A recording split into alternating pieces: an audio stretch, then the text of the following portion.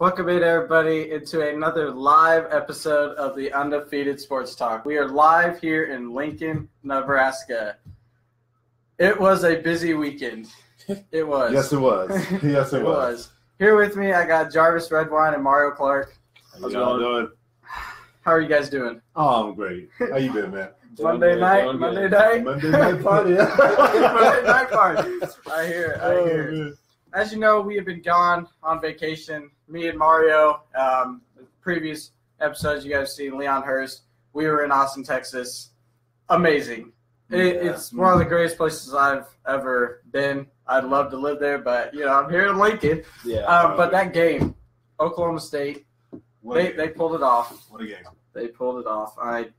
Holding Oklahoma State to only 10 points before overtime is absolutely tremendous. Yeah, I was thinking about you at that game. I was like, I know you were just like, oh, man, you're so close. It was just unlucky. Honestly, Texas had easily 10 chances to win the game. It's just their offense is like you gotta find it.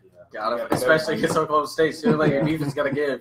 Yeah, their defense did wake up. They held them as best as they could, but Texas, you can't expect to stop them every play, and your defense can only do so much. So have that offense come through for you. I agree. Yeah, but it actually, honestly, it was probably the loudest stadium I've been. I've been in Nebraska.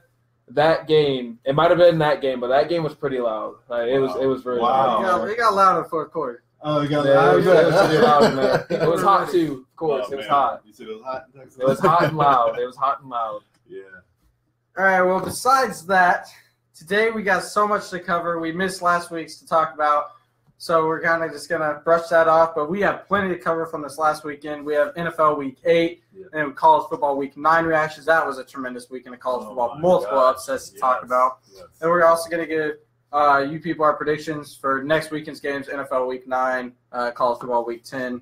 And we're going to start talking about NBA. We're going to give you our NBA MVP, who we think is going to win that. That can get a little exciting. I'm rolling up my sleeves on that one. But first, like we always do, let's start out with Saturday college football. Oh, man. One of the most entertaining weekends. Yeah. Which game do we start with? Honestly, we have to start with Ohio State, Penn State. Yeah. Honestly, I think that's probably hands down the best game I've ever watched on TV. I've seen a lot of games, and I'd probably have to say refs, huge controversy. Yeah. Calls being called that shouldn't, calls being called that whatever. It was just literally down to the wire what you want in a football game, and it was nerve-wracking too. Yeah, at first it looked like Penn State was just going to just run all over. Yeah, Penn State. It looked like that Penn State. They were just another team in the way. Yeah, and then JT Barrett just absolutely woke up, and I guess he had all that practice from Nebraska. Yeah, they must have at halftime. They must have drank some Michael Jordan special juice or something. Hey, man, you speaking of Penn State though, but when I was looking at Penn State and I was doing the research, looking at the stats, honestly, I did not think Trace McSorley had a bad game. I thought he did fine. He had 49 on the ground, led the team in rushing yards. He had 192 in the air and 3 total touchdowns, of rushing and 2 passing. So I did not think it was him. I just think how dominant this Ohio State defensive line is. Yeah. That is what won them the football game. I think Ohio State. I don't know if any other team's done it besides Iowa, but Iowa's the only team Ohio State's the only team to hold Saquon Barkley under 100 yards. Yeah, he only had 44. Yeah, and besides that kickoff return. Besides the kickoff return, he only had 1 touchdown. I think that was the key, like you were saying, that defensive line containing Saquon Barkley. Yeah, because he looked like he was going to have one of those Heisman. Heisman days. 97 yards. Yeah, wide away that 97-yarder. It was like, here he goes. But that defensive line of Ohio State really settled it. Yeah, it did not let McSorley do anything. Ohio State, I think they just punched themselves to take it straight to the playoffs, straight to the championship. Honestly, I agree. You know what? They automatically go towards the top of the Big Ten. Well, we have seen this college football. I'm not guarantee them playoff spot, but it did definitely keep their playoff hopes alive to me, honestly. Absolutely. But actually, I heard there's still 17 teams in contention with the playoff spot. Still. Oh, no doubt. There's multiple teams with only 1 loss in there. Man. So it's not really, honestly, it's still anybody's ball game. It's only middle of the season, towards the end of the season, but it's still pretty early. Penn State is not out of it. No. I mean, they could still. They're actually projected to still get in there 4th seed. Well, really, Ohio State can still lose to Iowa. Yeah. Iowa's a tough place to They can still lose to Iowa. Still can lose to Iowa. Still can lose to Penn or Michigan State and Michigan. Those are really their 3 big games left. So I know me and Mario were watching this game together. When there's 5 minutes left, Penn State's up by 50. I tell Mario, "Hey, it's over, man." And then I was like, I never gave up hope. I was like, man, you never know, anything can happen. Yeah. What do you know? A miracle. they pulled it out. That was pretty exciting. It was JT. He finished the game 16 for 16, 2 touchdowns. Overall, 33 for 39. 33 for 39. I mean, that's outstanding. You don't hear that in college. Yeah, That's unbelievable. That's veteran. But he's on a tear after that Oklahoma loss. He's just on this. Yeah, he's a different person. But if you guys think about who do you think really kept this team into the game for Ohio State? Because I got my guy in mind. Oh, it was 21-7. Who was the guy playing the hardest on the field? Who was the guy that kept Ohio State in the game? J.K. Dobbins. I was going to say J.K. Dobbins. Honestly, J.K. Dobbins in the defense. The defense, no matter what, even when they were down at 18 at one point, just kept fighting, kept pushing. Yeah. That coverage was containing, besides a couple of plays, controversial call, was containing Trace McSorley to me. Oh, man, but J.K. Dobbins hasn't he been great all season? J.K. You and I, we saw him, against Nebraska, and man, the guy he's something special as a freshman. Mike Weber comes in that very first play, he fumbles. Yeah. But J.K. Dobbins is he's phenomenal. Good thing they have a dual back system going on right now. So when one's doing bad, luckily the other one just steps up. Running back by committee, and they have 2 great running backs. Yeah. No kidding. I mean, that's always been Ohio State, though. Absolutely. And then you got a dangerous threat who led the team, Rush's JT Barrett, who can also run. They have everything you need in a playoff team. Yeah. You got to keep winning. Yeah, like you said, they got to play a tough Iowa team in Iowa. We're gonna see how that goes. We're gonna talk about that in a little bit. I never underestimate any opponent unless it's Nebraska or obviously a team that's not a powerhouse team or previous powerhouse team. Yeah. Well, although you touched on Nebraska, should we talk about them real quick? I was about to. Because they did pull off a last-second win. Okay, but against Purdue. Yeah. Against Purdue. I know Purdue's not like a pushover team, but knowing that these guys are about similar, though. Yeah, the cellar dwellers. I hate to talk about the Nebraska chorus like that, but I'm just glad we saw Stanley Morgan step up that last play. Yeah. I mean, I'm happy for Riley. I mean, I don't think it still gets him out of the hot seat, but no, he's done. Unless he wants the rest of the game. I can say that with a straight face. Mike Riley's done here at Nebraska. See, well, that's how you know he's done. Bo Pelini went 9-3, got fired. So, if you don't make it to the national championship, you're fired. But we won by one. 1-1 against Purdue. What does that have to say? You know who had just as good as game JT Barrett almost besides the rushing yards? Tanner Lee. Tanner Lee, 431 passing yards and 2 touchdowns. But look at the caliber of the team. Okay, add 2 more touchdowns to that, and maybe 100 more yards, and then you get JT. But I think he had something like 50 attempts, though. Yeah. I mean, and you just can't win ball games by just throwing your arm out, basically. Yeah, because you're gonna need that running. You're gonna need the running game. And our running game was non-existent in that one. I mean, at one point, I think it was in the third quarter, we were something like 14 carries for 7 yards.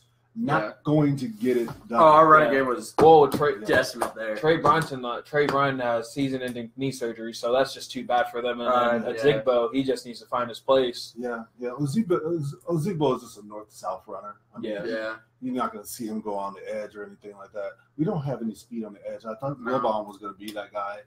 Not really. But, I don't know. So Bradley, I think. I think we're so used to have a quarterback that could run too. Yeah. And now we're stuck with just a sit in the pocket type guy. Yeah. And that's one of the things that's really kind of. I mean, glad Hoppus and Stanley Morgan had big games. But, oh man, But I don't know. I think the Huskers are still going to struggle throughout the year. We're going to expect more games like this. I think they win 1 or 2 more. Yeah, I think they Minnesota's not strong. They can win against Northwestern this weekend. And they can win against Minnesota, but I don't see them getting past Penn State or Iowa. See, honestly, I think Minnesota's going to be an overlooked game because if you remember, Minnesota almost beat Maryland. Yeah. So I mean, Minnesota plays really good defense. Yeah. And so it's going to. Yeah. And Maryland's a pretty tough team. So I think it's going to be. I don't think. I guess I'm gonna say. I don't think Minnesota. I don't think Minnesota or Nebraska should go on a high horse against Minnesota. Yeah. I agree with you. Otherwise, they're going to be standing on the road while the winners go by. Oh boy! We're gonna see. I'm not sure with the Huskers. You never know. Yeah, I don't know. I just think that they can probably get bowl eligible. I think we'll probably go to a Foster Farm Bowl or something like that. Probably the toilet bowl or something like that. Or the toilet paper bowl or something. I don't know. He's not here, but we will talk about the Arkansas Razorbacks because that was truly a tremendous game. I was watching it here and there with my Texas game. But Arkansas pulled off a win, 38-37. They were down at one point, 31-7. Wow. They come back, win by one, game-winning field goal. All right. I don't know. But does that get Brett Bielema off the hot seat, though? Or is he fired? No, Brett Bielema's gone. Brett Bielema's in a Mike Riley situation. He's gone. Yeah. He's gone. Got a great win, but will they make a bowl game? I don't know. Yeah. But the thing, probably against Nebraska. Just think, they were calling this game with Ole Miss Arkansas. It's a race to who's going to be last in the SEC. Arkansas pulls it off, so they're not last. I guess that makes sense. But I don't know. The thing is with Arkansas, if you want to be elite, if you want to be up there with, I'm not going to say Bama because they'll never be there, but if you want to be somewhere like Auburn, LSU, you have to actually win these games. You cannot get down 31-7 early into the game. Mm-hmm. It's Ole Miss. Ole Miss is nothing great, especially after their scandal this last summer with their coach. So you have to win these games big. You have to. You cannot be in a struggle against Ole Miss, and down early against Ole Miss, like you're saying. So that's no excuse. I mean, they should be a better team than that right now. No doubt about it. Yeah, they have too much talent to be where they're at now. Yeah. Like, I mean, not on the offensive line area, but the skill positions, the wide receivers, the defense. They have a great defense. It's just they're just not under a good coach. Unfortunately, they're gonna make some changes in the offseason, and I don't know. It's gonna be interesting to see what they do in the offseason. Totally, yeah. So. Arkansas, it's gonna be interesting what they do in the offseason. Just like you said. Texas, not so much. We kind of got a set-in-stone team. Mm-hmm. Go on the road in Waco. We win very big. Beat the 0-8 Baylor Bears. They're looking horrible, but it's understandable why. Mm-hmm. We win 38-7 without Sam Eilinger, our original starting quarterback. We go back to Shane Buechele, who has experience, obviously, played all last year starting. Mm-hmm. He goes in there in Waco, passes for 256 yards and a touchdown. Honestly impressed me. He's telling Tom, I want my spot back. I think he did win it back, honestly. Yeah. I think Michelle's back to our starting quarterback. He should be. I mean, he should be, especially after. See. Yeah, after. But, you can go. Okay. No, Oklahoma State, that last,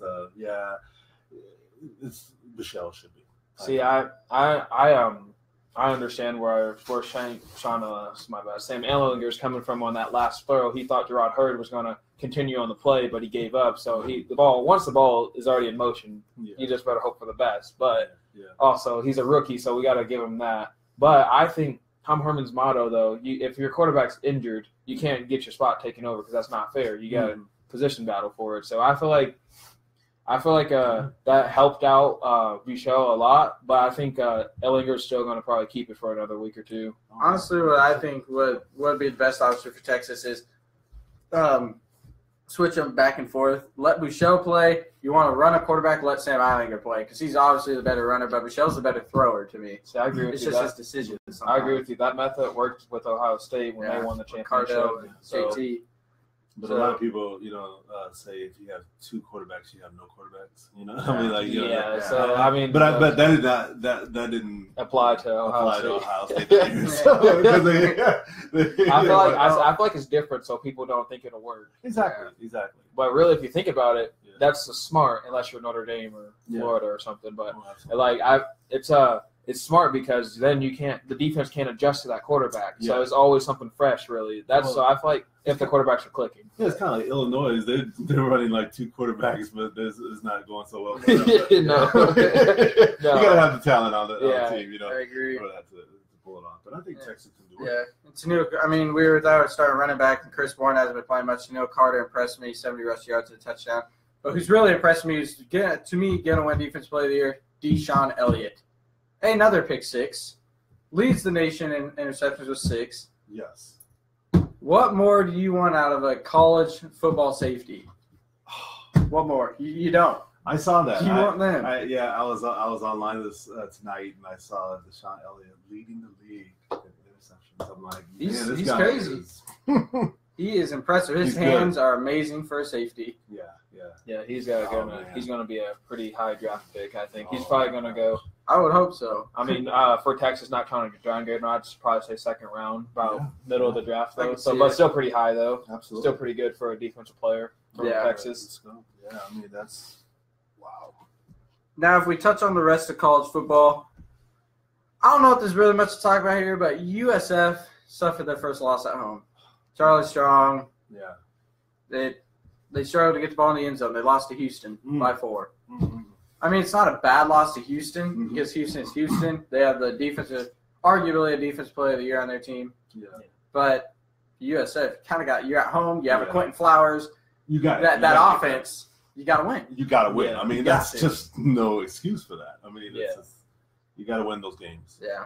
Especially against Houston. I mean, it is bad loss. On the other hand, but like you were saying, Ed Oliver is a beast, though. Yeah, he is. That guy. He's gonna be a top 10 for Heisman right now. So. Oh my gosh. Yeah, got to give Houston that. Oof. On the other hand, UCF they rolled 73 points. I mean, Austin, PA, but Scott Frost, come home, please. That's like when you create your team on NCAA. Yeah, that offense. That's run teams like that. That's crazy. Offense is rolling. Memphis roll again. Their offense is just as good. 56. What do you guys think about Miami remaining undefeated? Overrated. You know what? They got my cousin on there. Really? Yeah. That's crazy. Yeah. He's I don't mean to say overrated. But I got Miami. Who they play? Back, baby. Right here, I'm circling on my research sheet. They played a 1-8 North Carolina team. They only win by 5. You play a injured Florida State team. You win in the last 3 seconds. Who else? You're getting ready to play your tough schedule. You got Virginia Tech next week, who I think they're going to lose to. You got North Carolina State, who you got to travel to. I think you're done there. Yeah. I think they end up with 2 losses at the end of the season. Just the thing is, right when they only won by 5 against North Carolina, and teams have been blowing out North Carolina, right there, it's told me Miami's overrated. They should not be where they are. They dropped the ranking. You make a good point, but I don't want to. I'm not trying to throw shade at you. Texas, Maryland. It's just any given day. Anything can happen. It is, but with Texas, Maryland, we all know that was first game of the season. That was first game with Todd Orlando getting used to that defense, and now we see Texas defense. Yeah. Who holds Oklahoma State to 10 at the end of the game? Nobody's ever done that this entire season. That is not true. Last season. So that's given, but Miami. I don't know. I mean, the U boy. I tell you what, they've been playing some tough ball. Malik Rozier has been pretty good. I don't know. I mean, I honestly say they're not losing until they face Clemson in the ACC championship. They lose this weekend to VTech. If they do not, I will buy you guys a meal from any fast food place you guys want. It could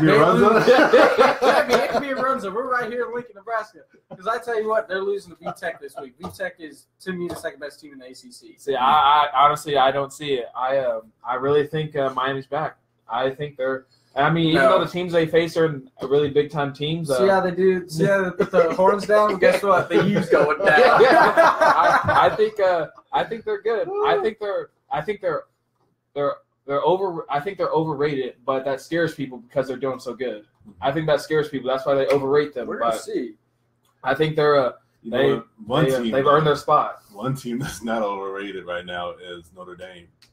Man, that team. We kind of talked about it before the show, but They're Josh Adams. else. Josh Adams. Wow, 200 over 200 yards against 202 yards in a touchdown. Yeah, and as we knew before this, North Carolina State not allowed a single running back to have over 100. Oh man, he goes to 202. See, I knew Notre Dame was serious when they massacred USC. Oh man, and their defense is just as good. Like they were just toying with Sam. Honestly, they said they have the second hardest schedule in college football.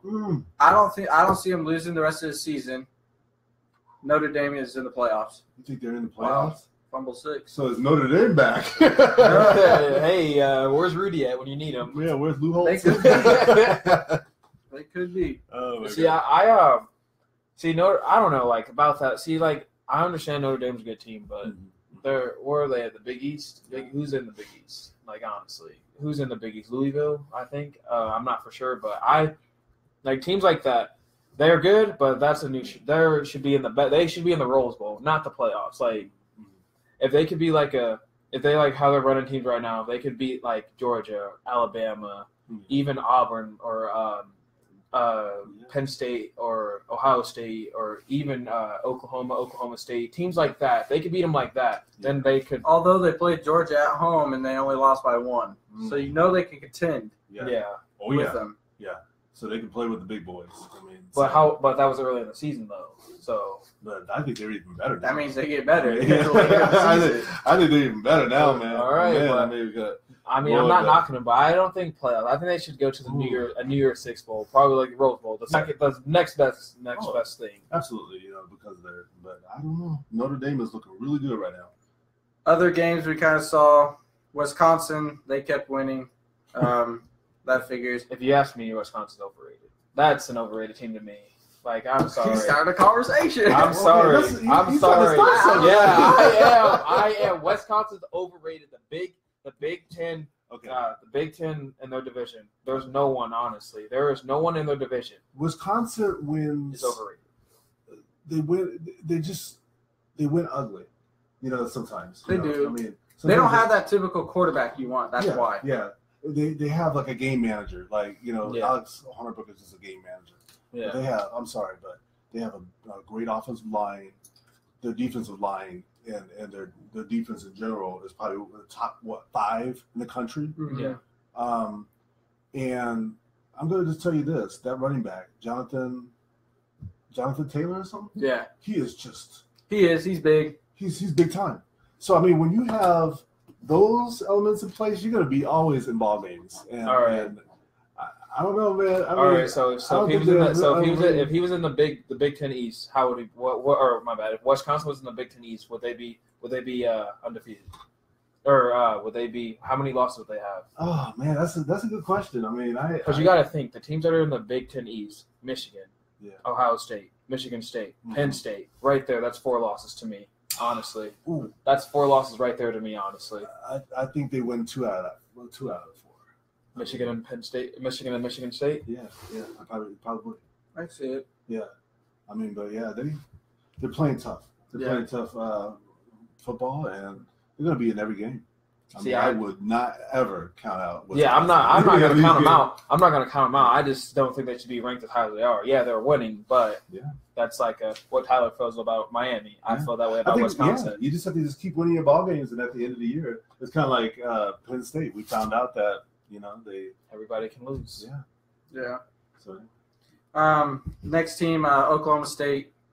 After getting held by Texas, they put up 50 on West Virginia. Mason Rudolph 3 touchdowns, keeping in the Heisman talk. Yeah. They were impressive. Yeah.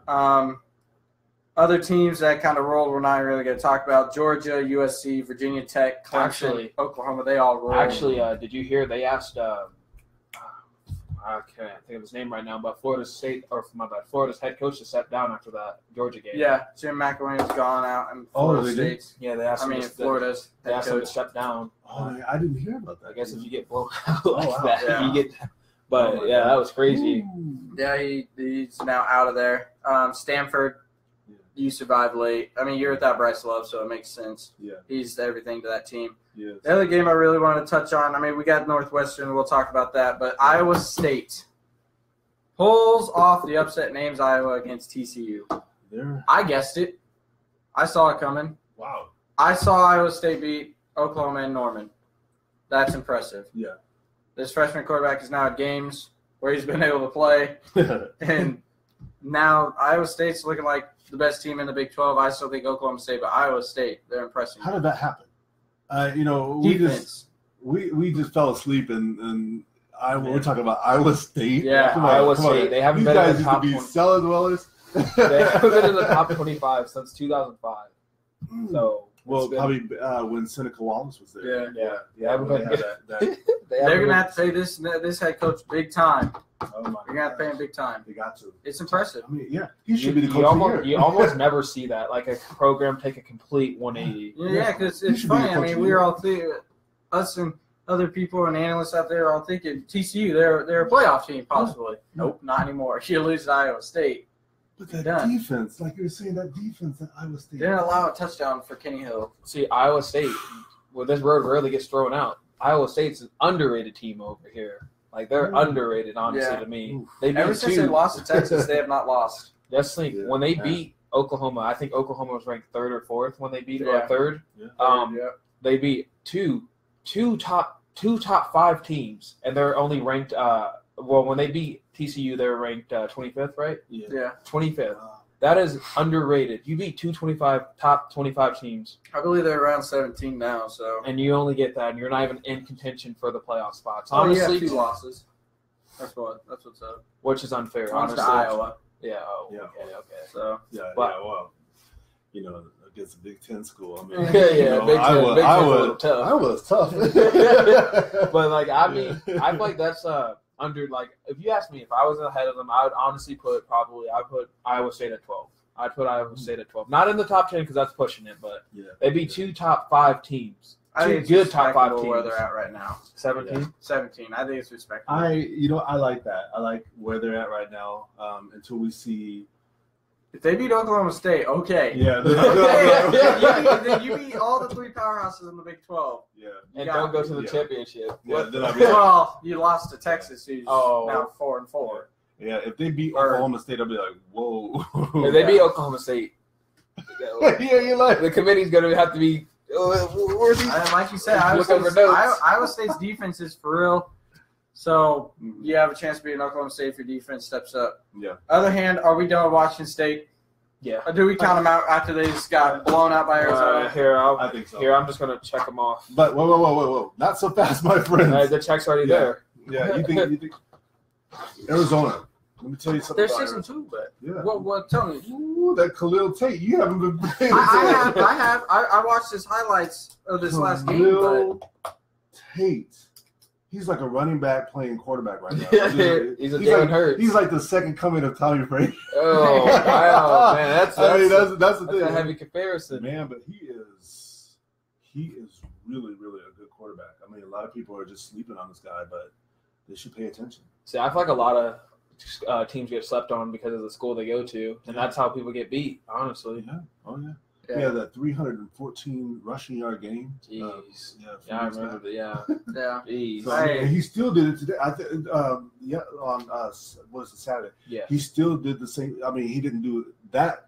Yeah. But he still had like 136 yards. It was a running back that did the damage against Washington State. Yeah. Had something over 150 yards. Washington State, write them off. They're done. Yeah. But we got their AD though. Yeah. Okay. Well, we need Nebraska needs to convince their head coach to come. I don't know. All right, we got a minute to talk about this last college football game to touch on. Northwestern pulls off a huge upset in my mind in triple overtime against Michigan State. Both quarterbacks were impressive. Thorson, 356 yards, 2 touchdowns. Lewerke, Michigan State's quarterback, 445 yards and 4 touchdowns. Wow. Impressive. But do you think Michigan State was overrated, or is Northwestern trying to prove something to people that they're actually better? See, I'm the wrong person to ask because I said from the beginning Michigan State was overrated. I said when they beat Michigan, they weren't back. They weren't. They're better than they were last season, but they're not back. They're just honestly, to me, Michigan State's a mediocre team. So it was just a normal. It was a good win. It was a good game for both teams, but it was just a good win for Northwestern. I will kind of agree with you on the Michigan State not being back yet. I thought they were. I was one of the ones that said, hey, they're back. But they took a step backwards, especially that defense against Thorson. He's good, but he had been struggling, for at the beginning of the season. So I don't know. I don't know. I think this is more of Northwestern trying to prove something. Okay. I agree. Although then again, I think it's almost Michigan State overrated. Yeah. You finally put them in the rankings just because they beat a Michigan team who's not looking very good. Yeah, I said, trying to find a passing game. I said, Michigan, they're gone. I love LJ. I love LJ Scott. I do. Yeah. But the rest of the team, Michigan State, they're average. They're Washington Redskins of the NFL. Yeah. They're average. They're there. Let's move on to the NFL. Speaking of that, NFL reactions from yesterday. There was really only one really good game that stood out. We're gonna be touching on, and then we're gonna be touching on one of the specific teams of that good game. Holding off on you people to let you guys know which game that is. I'm sure you know. Yeah, if you don't, you're living under a rock. But I'm gonna kind of give you guys my three teams who I liked from yesterday. First is the Buffalo Bills. I'm liking them more and more. That defense. Picked off Derek Carr twice. Gets a fumble recovery for a fumble 6. Yeah. Buffalo Bills are good, and LaShawn McCoy, 151 yards on the ground and a touchdown. He is channeled his Shady McCoy. Yeah. You gotta watch him. He is amazing. And then Tyrod Taylor, he just knows how to extend plays. He is the quarterback I've always thought he was. I've always liked him. Yeah. Just got to give him a chance. I bet VTech wish they had him back.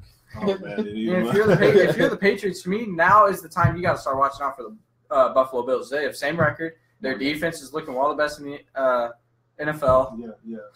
One of the things with Tyrod Taylor, he is just a great game manager, too. Oh, yeah. I mean, he does not really turn the ball over a lot. I think he's progressed so much since last season. Oh, my gosh. Like, last season, I was like, man, this guy's a bust. Like, it has to be changing head coach. Yeah. Oh, absolutely. Yeah, I don't think Rex was pretty good there. So. Oh, man, Rex. He's not.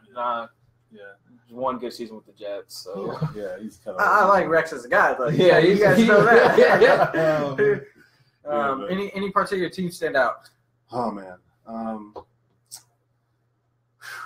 The Eagles. Man, I felt bad.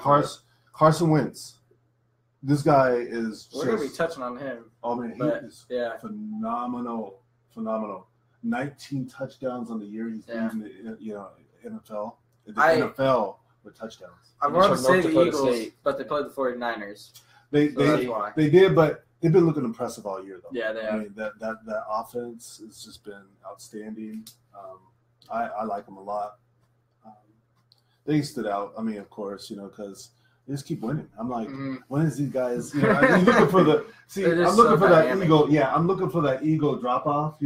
Every year, they do that. They get my hopes up. I'm an Eagles fan, so they give me my hopes up. I'm like, come on, but they're really doing a very good job. I mean, I like what Carson Wentz is doing. See, me, even though they lost, I think the Jets played good. I feel like the Jets should have won that game. Like, I mean, I feel like I'm not a Jets fan at all, but I feel like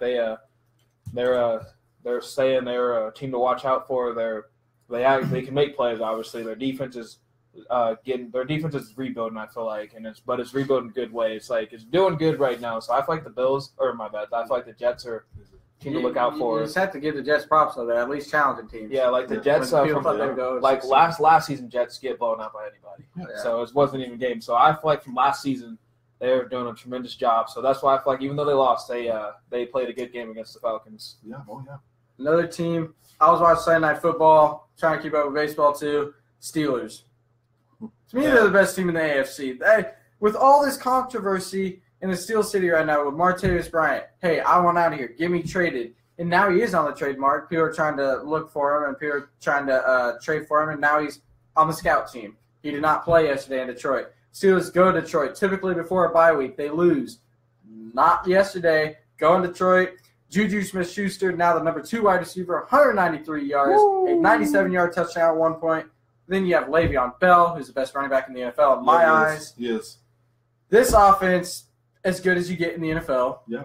Oh yeah. And now you're going into a bye week. You can start getting more healthy. Yep. The Steelers look really good, but man, that number one offense of the Patriots though, they're really starting. I think Steelers are better.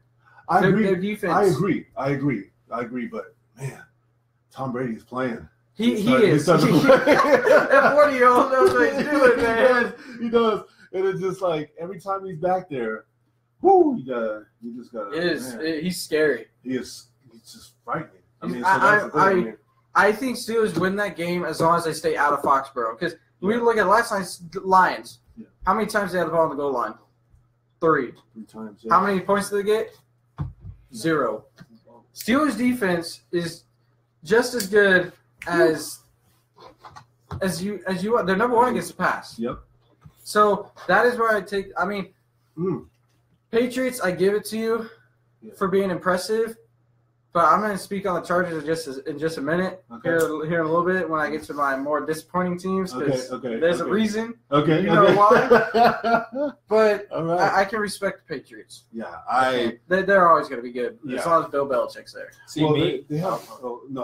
I see. I feel like I agree with Tyler. I'm just going to do a quick top 3 real quick in the AFC because it's actually just really funny because all these teams face each other. Well, so far I say Steelers won only because they beat the Chiefs. So I was going to put Chiefs, and I forgot the Steelers beat the Chiefs. So now to put Chiefs 2, only because they beat the Patriots, and the Patriots beat 3. That's why I agree with Tyler what he's saying. But otherwise, if Patriots would or if the Chiefs would have never lost to the Steelers, I'd probably have Chiefs at the top of the AFC right now because I mean their team's clicking too right now on all cylinders. Besides the Steelers game. No, absolutely. And there's no problems, no nothing. Everybody's seems satisfied. Tyreek Hill's just better than ever. Travis Kelce's doing pretty good. Yeah. And Alex Smith is playing like a new man. I'm going to give you my top 3. I'm going to say Patriots number 1. Until you can really stop Brady, I mean, he's still the best. He's still. I mean, that offense is really clicking right now. The Steelers. I agree with you that they look really impressive. Look really impressive.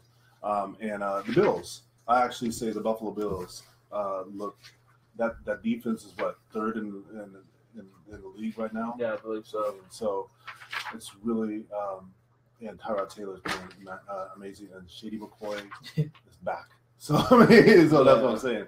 So those are my top 3 in the AFC. Yeah, if we wanted to quickly touch on that, I got Steelers at 1, Patriots 2, Chiefs 3. Then I like Bills or Titans at 4. Okay. Titans, they got to fix that. They got to fix that defense. Yeah. But yes, because I think the Titans' offense is the best in the. Okay, well I can't. I don't know. They're first in their division, so and I like their offense. They can fix the defense, but I don't know. I'd have to almost put Bills ahead of them, but I still like Titans at 4. And maybe a little biased because I'm Titans fan. Yeah, it sounds like a lot of bias. Jags. We smacked the Jags, and they're number 2 defense. And we smacked around the Colts. Texans is the only team that beat us in that division. Yeah. So, I mean, really, I have an argument for us. I do. Speaking of Texans, Texans and Seahawks actually made my impressive list. Because I really, really, really liked what I saw out of Deshaun Watson yesterday. Man, you know this guy. This guy he's completing 61.8% of his passes. It's incredible. For 1,699 yards, and I think he has like about 16 touchdowns. No, he already broke the record. 19? No, he has 19. 19. He already broke the record. Yeah. And he has 7 games. He has 19 to go. Unbelievable. 19 touchdowns. Should you already give the trophy to him? Might as well. Honestly, if you were the Texans, what were you doing even playing Tom Savage the first couple of games? No, not that. If you are the Browns, if you're the Browns, the Bears, the Jets, what are you doing? The 49ers. Yeah, what are you doing? What are you doing? I bet they're going with Trubisky. They're kicking rocks right now. They're like, oh man, like this dude. I mean, like he's basically like he feels like he's still in college. He's doing what he's doing in college in the NFL. No players done that. No. It's amazing. You go inside the toughest stadium. the 12th man. You go against the toughest defense to pass against. Oh my god! And you do what he does. Pass over 400 yards. One of his plays late in the game against to Lamar Miller, like he was dancing around in the backfield and just threw a touchdown to. Like I think it was a 15-yard touchdown to Lamar Miller, like it was nothing. Oh, wow. Dancing around the NFL, that you rarely do that. Yeah, you rarely do that. Yeah, you rarely do that without getting smacked or whatever. But it's like, he's impressive. He's gonna have a good. Yeah, Deshaun Watson, he was amazing with Clemson. I mean, and he's just good. I'm honestly happy for him that he didn't go to the Bears, 49ers, Browns, or anything. Because honestly, I feel like his career would be on a downhill spiral. Because like you can't be a good player and go to a bad team because then you'll just adapt to being bad. Yeah, but like Texans they're pretty decent. So I feel like he's just only going to go up from where he's at now. He has a high upside. I think he's just going to even get better. Like I honestly feel like Texans are probably have for right now have so far got the best draft pick out of any team so far. But going into next year, Texans are going to be even better. Yeah, they're going to be. I'm scared of them. I'm scared of them. The reason why I said Seahawks so is because Russell Wilson's one of the best quarterbacks we have in today's league. Yes. Seriously, he has a horrible offensive line. You guys know that. Yeah. I know that. Yeah, and mediocre wide receivers. Yeah, but he's smart enough. Smart enough, drives the team right down the field at the end of the game, gets a game-winning touchdown to Jimmy Graham. But you said mediocre wide receivers. I'll tell you a guy did not look mediocre yesterday. Paul Richardson. 3 touchdowns. I was watching that. He was going up, grabbing them. He was mossing people. It was incredible what Paul Richardson was doing. You know who I think helped out even though it's a small part, I think who helped out the Seahawks win, Jimmy Graham. He never shows up. He never shows up until last night. Game. Like, oh man. Yeah, he does not like something about the Texans. Oh my god. But then just overall from a game standpoint, you think about these two quarterbacks, they combined for 854 passing yards and 8 touchdowns. Now, is that defense or is that offense? Yeah, man, the Legion of Boom got exposed. This is bad. Where's the Seahawks defense? Earl Thomas or Bobby Wagner, had a pick 6. So, or I think was it Earl Thomas or Bobby Wagner? I can't remember. It was Earl Thomas. Okay, Earl Thomas had a pick 6. Yeah, I guess, but he was getting lost on multiple plays too. It's just kind of like it's just not the Seahawks defense that we are accustomed to. I mean, not like the 2013. Yeah, those guys. 2013, you're not getting more than 20 points. Yeah, I know you're not. They were just phenomenal. It was an incredible game. If you missed it, people, I would encourage you to watch the highlights because that game was by far the best NFL game of the year. It was. Real quick before we get to our disappointing news, we got breaking news. Jimmy Garoppolo career is over. Traded to the 49ers. Is this going to make them a better team? Obviously, it's going to make them a better team, but where do you see them now? Because obviously, Jimmy G is good. He wins at the Patriots when Tom Brady's suspended. He goes 3-1. Now he's at 49ers who are 0-8. See, like I said earlier, you go to a bad team, you become bad. It happens. He's a good player. 49ers don't have a good head coach. You don't need Brady. You don't need Brady to win games. You need Bill Belichick. Yeah. Once you get away from Bill Belichick, you're about to go downhill. It depends. I might eat my words. Peyton Manning goes to the Colts. Yeah. Okay, that's a different story. That's a different story. That's a different story. Jerry Garoppolo is not Peyton Manning. But I feel like I might eat my words here, but I feel like his career's done. I feel like for real, he goes to the 49ers 0-8. Well, okay, so you're saying if you're at the Patriots right now, you're Jimmy Garoppolo, second string, blah, blah, blah.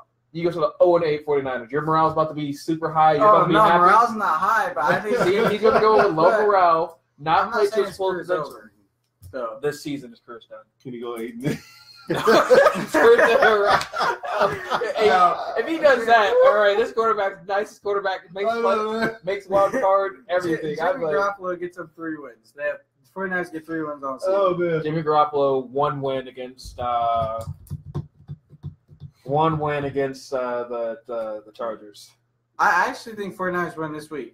Jimmy G's first week there, they beat the Cardinals because Cardinals are depleted. Okay. I forgot about the Cardinals. They got Adrian Peterson. A running back can't do it all himself. Yeah, true. He hasn't been running. Well, what do you think about Jimmy G going there?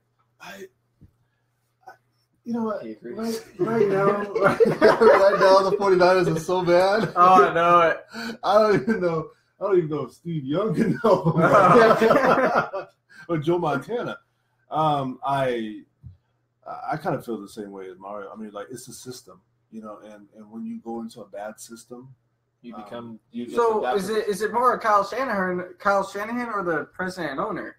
That's a good question. Honestly, I think it'd probably have to be the president and owner. Like, get a new coach, get somebody that's good. But Kyle Shanahan just got this. This is his first year. The owner, this is his first year, and their own age.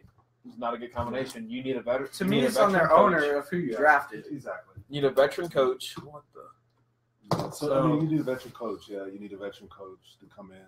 Especially if it's on a rebuild. Especially if Jeff Fisher. Especially if it's veteran coach, but Jeff Fisher or Chip Kelly. Hey, Jeff Fisher will get you to 0-32 in 2 seasons, get you multiple draft picks to make your team good, just like the Rams. Yeah. But I feel like. Oh my God! I feel like you can't go into a bad situation. You can't be a new coach in a rebuild. Yeah. You can't be a new owner with a new coach with a bad team. It just doesn't work. I just think that Jimmy G is going into a bad situation. I mean, there. Might as well just go to the Browns. Yeah. I mean, honestly, I feel like the Browns will beat the 49ers.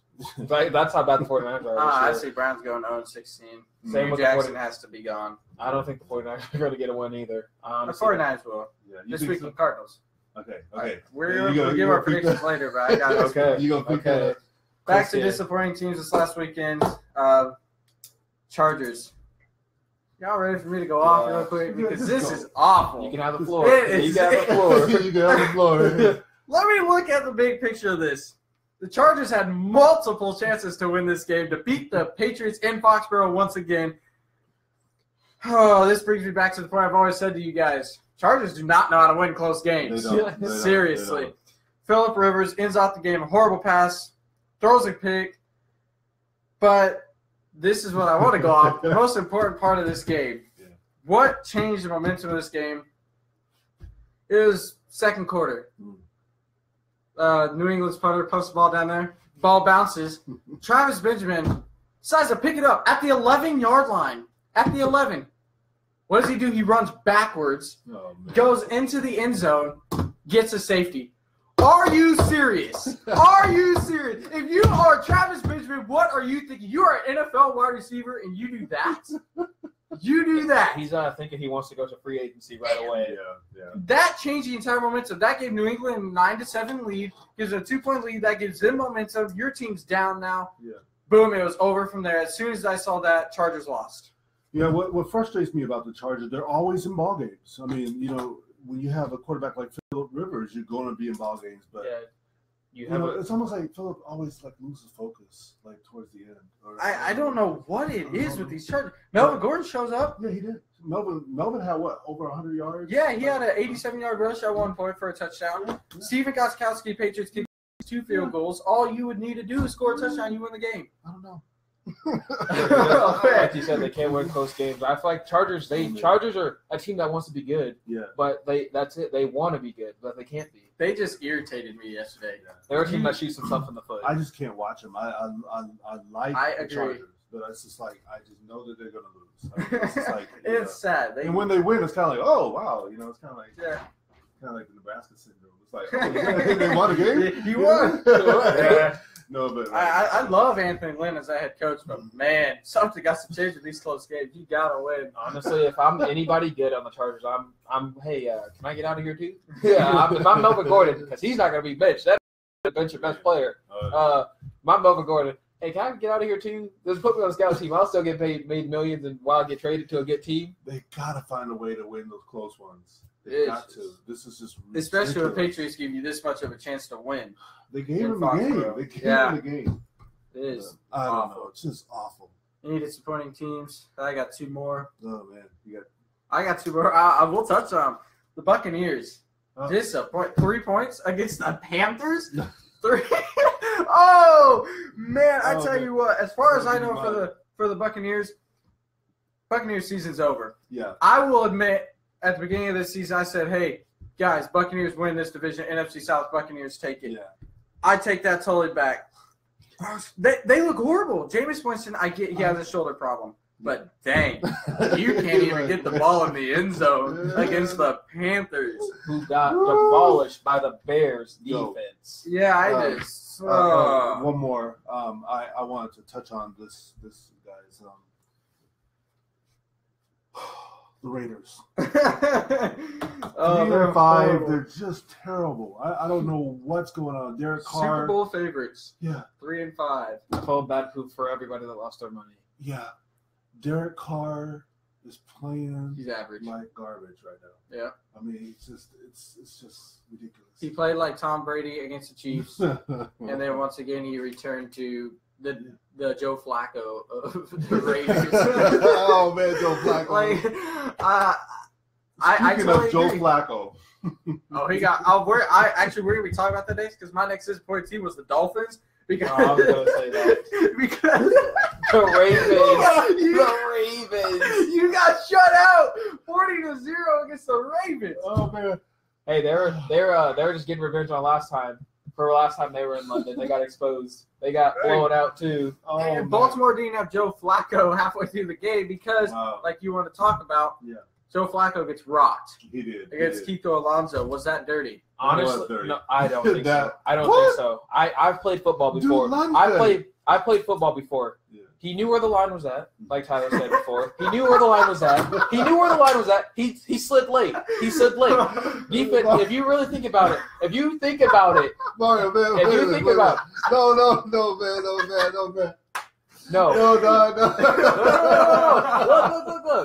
If you think about it, where he slid late. The dude's already coming in rushing. He's already basically diving for the tackle. It's literally just like. But he could have held off. You can't ease up. He's full momentum. You can't ease up from that. Oh my gosh. So why was it a dirty hit? I mean, he came low. Really? I say it's not a dirty hit because oh my god, he should be fine, but not suspended or not any of this. Joe Flacco slid late. He's a 6'4" quarterback. You got to slide early. Yeah. You're a big man. Yeah. You got to slide early. Kiko Alonso was already 7 steps into his motion. Yeah. See, you gotta check it. He was already committed to the tackle. Oh. He was already fully committed. There was no. Man. He already thought it was like. He looked like he gave a little mustard. A little mustard. I don't know. I just. You want to ruin somebody's day. I know But then just. I don't know. If you're a quarterback, you got to be smart enough. You look at Dak Prescott; he slides way early. Yeah. Joe Flacco, if you're him, you got to know. See, Joe Flacco's just trying to get people ejected. That's all he's trying to do. But if you're the Dolphins, though, are you going? Was you going to injure Joe Flacco? Hey, if you're the Dolphins, you know Jay Cutler's your starting quarterback because I thought Matt Moore would do great. I thought he would do amazing. Comes in, he throws 2 interceptions in less than 200 yards. Yeah. But what happened to that Miami rush defense? It was supposed to be like number 5 in the league. It just did not show up. Yeah, Alex Collins showed up. Yeah. Alex Collins. Nobody's talking about him, but that guy. He's leading the NFL in yards per carry. He is 5.6. Yeah. Watch him. That man out of Arkansas. Oh, he is. He's good. He's really good. He's really good. So, I don't know, man. I think it's still a dirty hit, but we'll get you there. You know, Well, what showed up that game was the Ravens' defense. Yeah, oh yeah. I think that's what really determined that game, and that's what made the Dolphins look so bad. C.J. Mosley had that one-hand pick.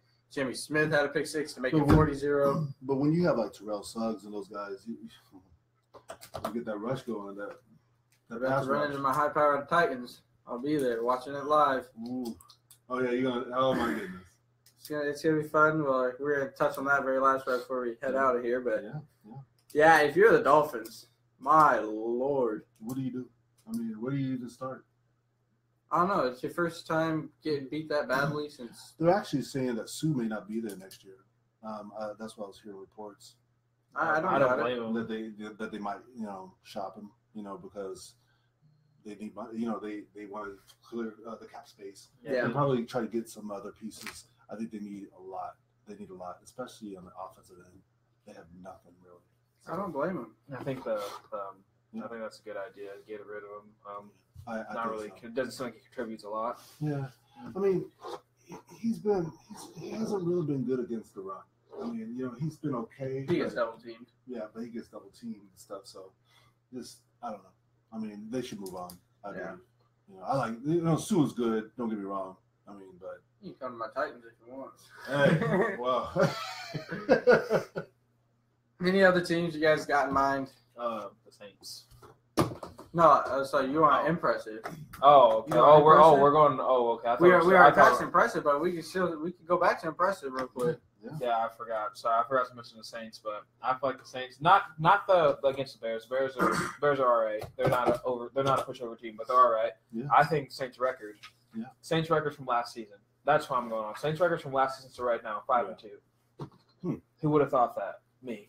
But that is surprising because one of the things that's surprising me about the Saints, their defense is a lot better. No, it's amazing. Yeah, it's a lot better. I don't know what they did. I think after just get this, they're 5-0 after week 2. Yeah, I mean 5-0. Unbelievable turnaround. They kicked it into gear. I think the whole defense got threatened to be released or something. I don't know, but must have been a talking to in the locker room or something. But I'm happy with what they're going. They honestly. Well, you know what? They probably got rid of when they got rid of AP, Adrian Peterson. They look awesome better since then. Yeah. I'll be touching on that too. Yeah, it's great. Mark Ingram is playing. Tremendous. Same with Kamara. Any other teams you guys want to throw out there? Bad week? Nothing. No, I think we take covered one, take two. All right, moving on to the biggest argument right now in the NFL.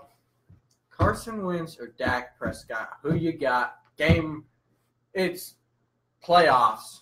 Say they had to play each other in the Super Bowl. Who you taking? Who are you taking? I got Carson right here. I got Carson. Carson, just to me, Carson, because Dak, he relies on that running game. Mm-hmm. He relies on Ezekiel Elliott, who's amazing in the backfield. But Carson, man, he's scary good. He is scary good, yeah. So I would take him all the way. Who would you? If they had to play tomorrow, is it at Eagles? It's a neutral site. Neutral site. Honestly, I have no clue because I feel like they're two different. They're two different players, two different teams. But I probably have to take. Wentz. He knows how to play football. Each and every day, somebody wants to debate this about me. I'm taking Carson Wentz. I see Carson Wentz as the next Aaron Rodgers on the come up. I was about to say he can run. Yeah, he's tremendous on throwing on the run. Yeah, he can throw the deep ball. I tell you, he has the deepest pass this year, 65-yard pass. It is incredible what this guy can do out of North Dakota State. I bet North Dakota State's happy because that's just going to get a lot of recruits there. He's calm. Yeah. He's smart. Yeah.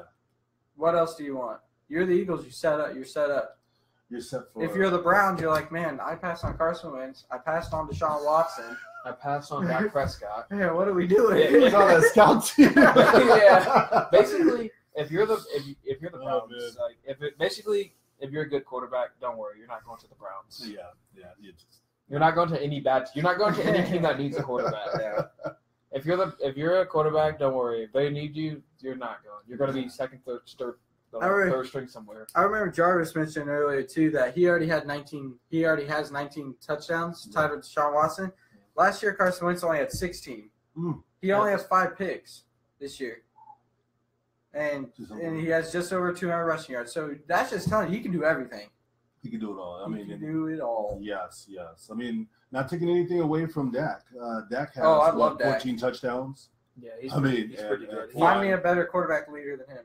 What's really crazy though, he didn't have a touchdown though against Washington though, which is kind of weird though. He went 14 of 22, 146 yards, or 42 yards, but he handed it off to Ezekiel though. Ezekiel had 150 carries. I want to kind of lead this off for people watching this, in case you guys want to pop in your comments, people out there. But I get where people come with Prescott because he's 13-3 last year. Wentz didn't make playoffs, so obviously Dak Prescott should be your guy.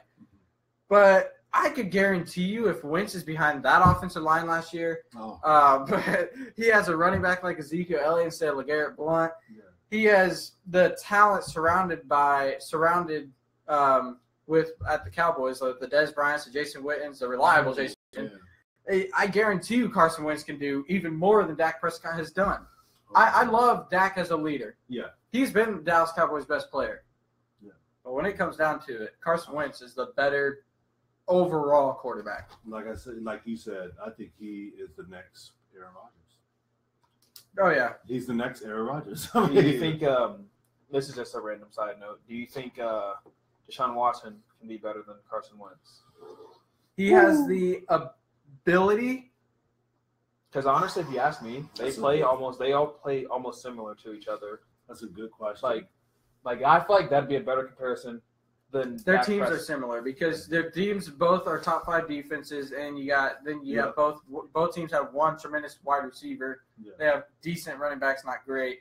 Yeah. So and they both have 19 touchdowns already decent offensive line. That's why I feel like that it would be a better comparison to compare. Sorry, I can't think of his name. You can't think of Watson yet. But I actually think that Carson Wentz is a more accurate passer. Yeah. I think did he throw like 3 interceptions or something like that?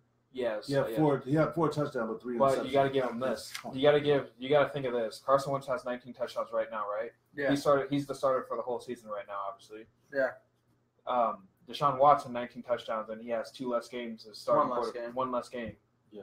I agree. I like Watson, but I'm still taking Wentz. Mm-hmm. Mm-hmm. For experience, I'm taking Wentz. But if I need somebody to go out there for the W real quick, as a rookie, boy, he's looking mighty impressive. Yeah, he's putting up numbers like this as a rookie. Yeah, I agree. And then you look, and to me, I kind of also looked at this from an overall standpoint as a team. When I kind of looked at this, I see Dak Prescott. Who are his wins? Here you go. Giants ranked 30th. Cardinals ranked 28th. 49ers ranked 31st. Redskins ranked 21st. They beat them twice. Any impressive? Any that stand out to you guys? No. Nothing. Not really. Wins on the road in Carolina. Panthers are in playoffs right now. Yeah. And he beats a team that always challenges us like the Chargers. Yeah. Wentz at least has something on his record this year. That is also why I give Wentz the credit this year. Yeah, he's played tougher defenses, so absolutely. We all rolling with Wentz. Well, I'm rolling with them. I'm rolling with them. Like I said, next year I can guarantee you it's gonna be the conversation of Wentz, Watson. Depends on a sophomore slump with Watson because obviously Wentz and Prescott not have it. Will Watson have it? That's gonna be a conversation later in the summer. Oh man, what's gonna happen? Well, this is where you ask that. Did he ever look like he was slowing down at Clemson? No. Not a single time that guy looked like he slowed down at Clemson. No. So I don't think he's going to have one. I mean, for my benefit, I hope. My Titans, but, he's tremendous. He's tremendous. He has all the – Watson is like almost he has a Dak Prescott leadership abilities, an Aaron Rodgers – quarterback abilities, Tom Brady.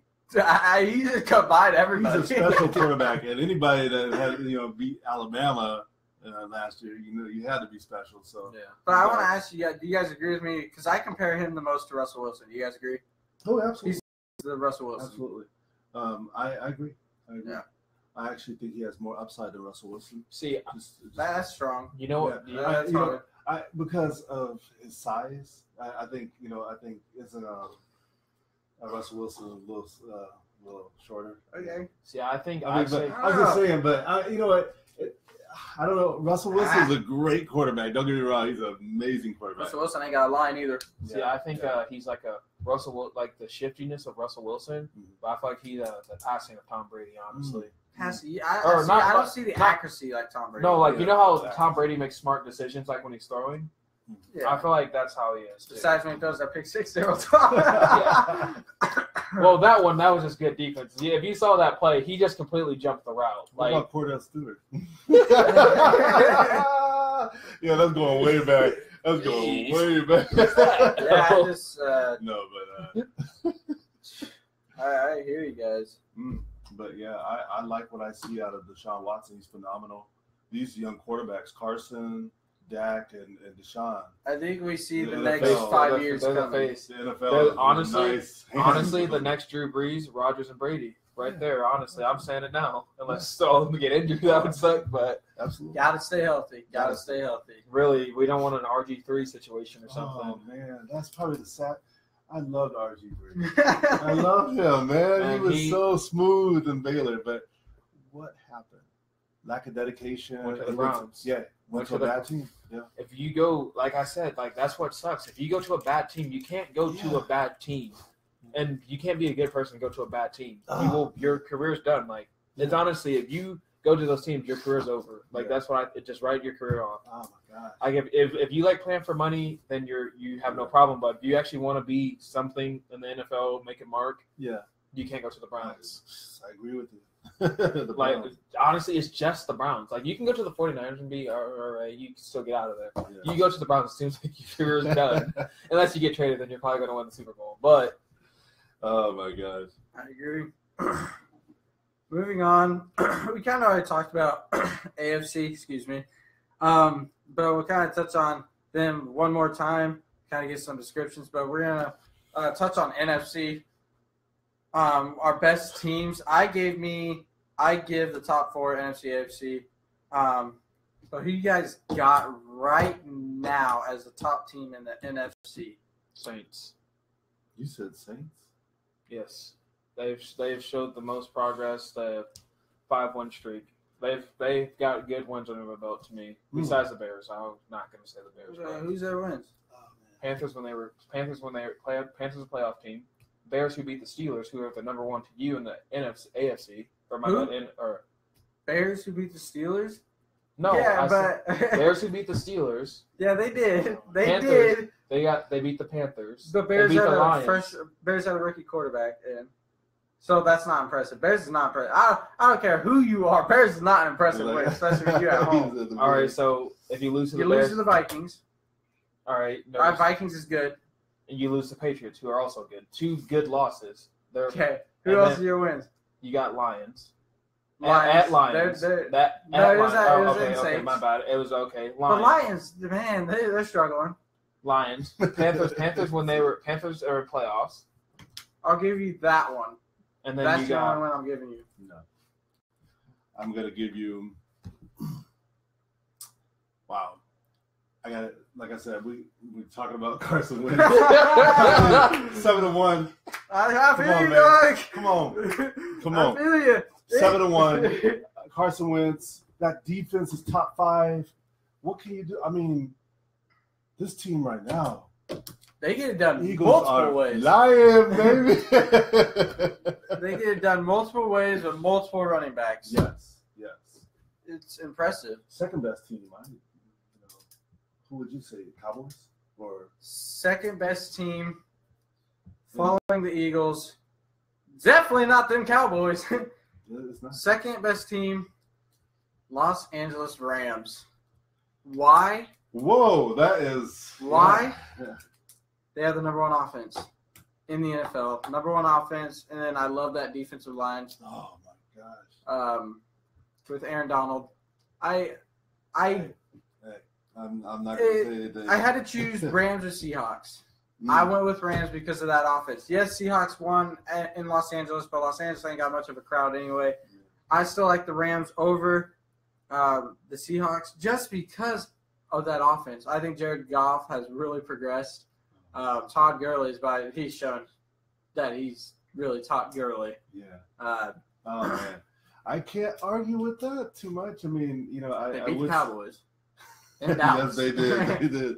Yeah. Those Los Angeles Rams. What started off as a joke is. It's not a joke. It's not a joke anymore. It's not a joke. I love them Rams. Oh man, but those Saints are impressive. I will have to say. See, I don't even. The thing is, I don't have. I have Saints 4th. Yeah. I got Seahawks 3rd because Saints haven't beat anybody. Packers. Go to Packers. Packers still have their defense. Packers. Saints beat the Packers. Even without Rodgers, it doesn't matter, man. Without Rodgers. Anybody can beat the Packers without Rodgers. I'll tell you what. If the Packers just call Brett Favre out of retirement, See, I probably laying on his couch right now, waiting for that call. Saints aren't beating Seahawks. See, I think this is what I think. I think people just are afraid that the Saints are good. They're afraid the Saints are back. I gave the year. Saints respect. I gave them 4th. But they don't have any big impressive win. They have not faced a top Seahawks. They have not faced a top Rams. They have not faced a top Eagles. Yeah. They're 4th. They're in a surprisingly weak division this year. I thought NFC South would be great. Falcons look horrible. Yeah. Bucs look horrible. Panthers are not themselves every week. Saints are really the only team in there, and their defense, led by Longhorns, have just been 2 people have been outstanding out of nowhere. Yeah. That is why you Saints to the 4th, and is only because that Drew Brees can lead that offense to win any game. And that Alvin Kamara, tremendous second, third round pick. He's really good. Alvin Kamara, yeah. Michael Thomas too. You can't write him off. Oh man. Okay. I don't get how you have them first though, because Seahawks, they're not beating the Seahawks. Seahawks, I want to put second behind the Eagles. I actually want to put Seahawks first. Because of that defense, they're by far the best defense in football. It's not shown in stats, but from an overall personnel standpoint, they do have the best defense. You guys know that. Oh, yeah. I know that. Yeah, they just need to start playing like it. Yeah, it's just if that offensive line can fix their problems, Seahawks going to the Super Bowl. Yeah, oh yeah. In my eyes. Oh wow. He said Seahawks are going to the Super Bowl. Well. I don't like the only way they can fix that, boy, is in the off season. No, but yeah, you make some valid arguments. I mean, because the Seahawks, they have that veteran leadership, and like Richard Sherman and those guys, they could possibly. They just know how to win, and they know how to get it done down the stretch. So, I mean, that's, if anything, with the Eagles, that's what's probably going to, between the Eagles and the Seahawks, that's what's probably going to be that top, it's because of that veteran leadership of the Seahawks. Yeah.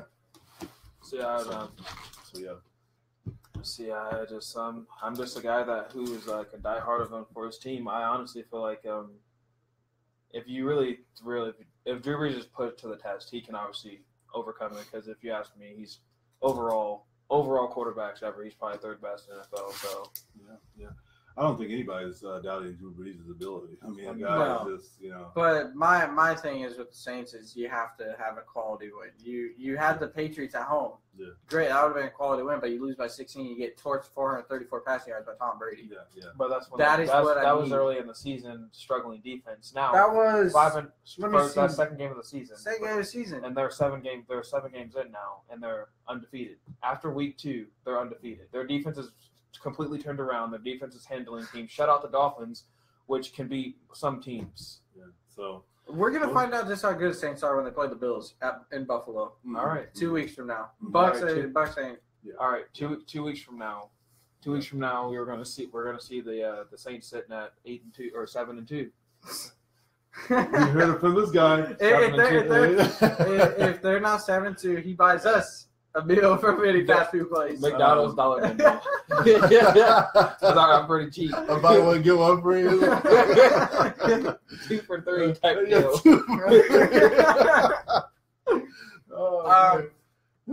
Did you have anybody besides the Eagles that you thought top 4?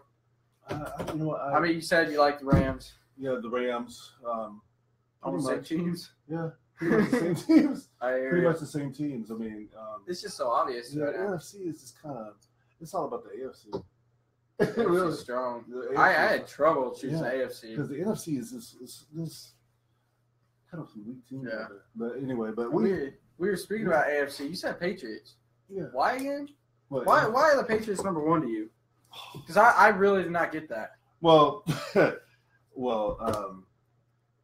strictly Tom Brady and his, he's connecting with his receivers. He's back to form. I mean, everybody just kind of wrote him off at week 1 when they lost to the Chiefs. They were like, "Oh my God, Tom Brady is old." And he said, "Not so fast, my friends." I mean, he has the number 1 offense in the league right now.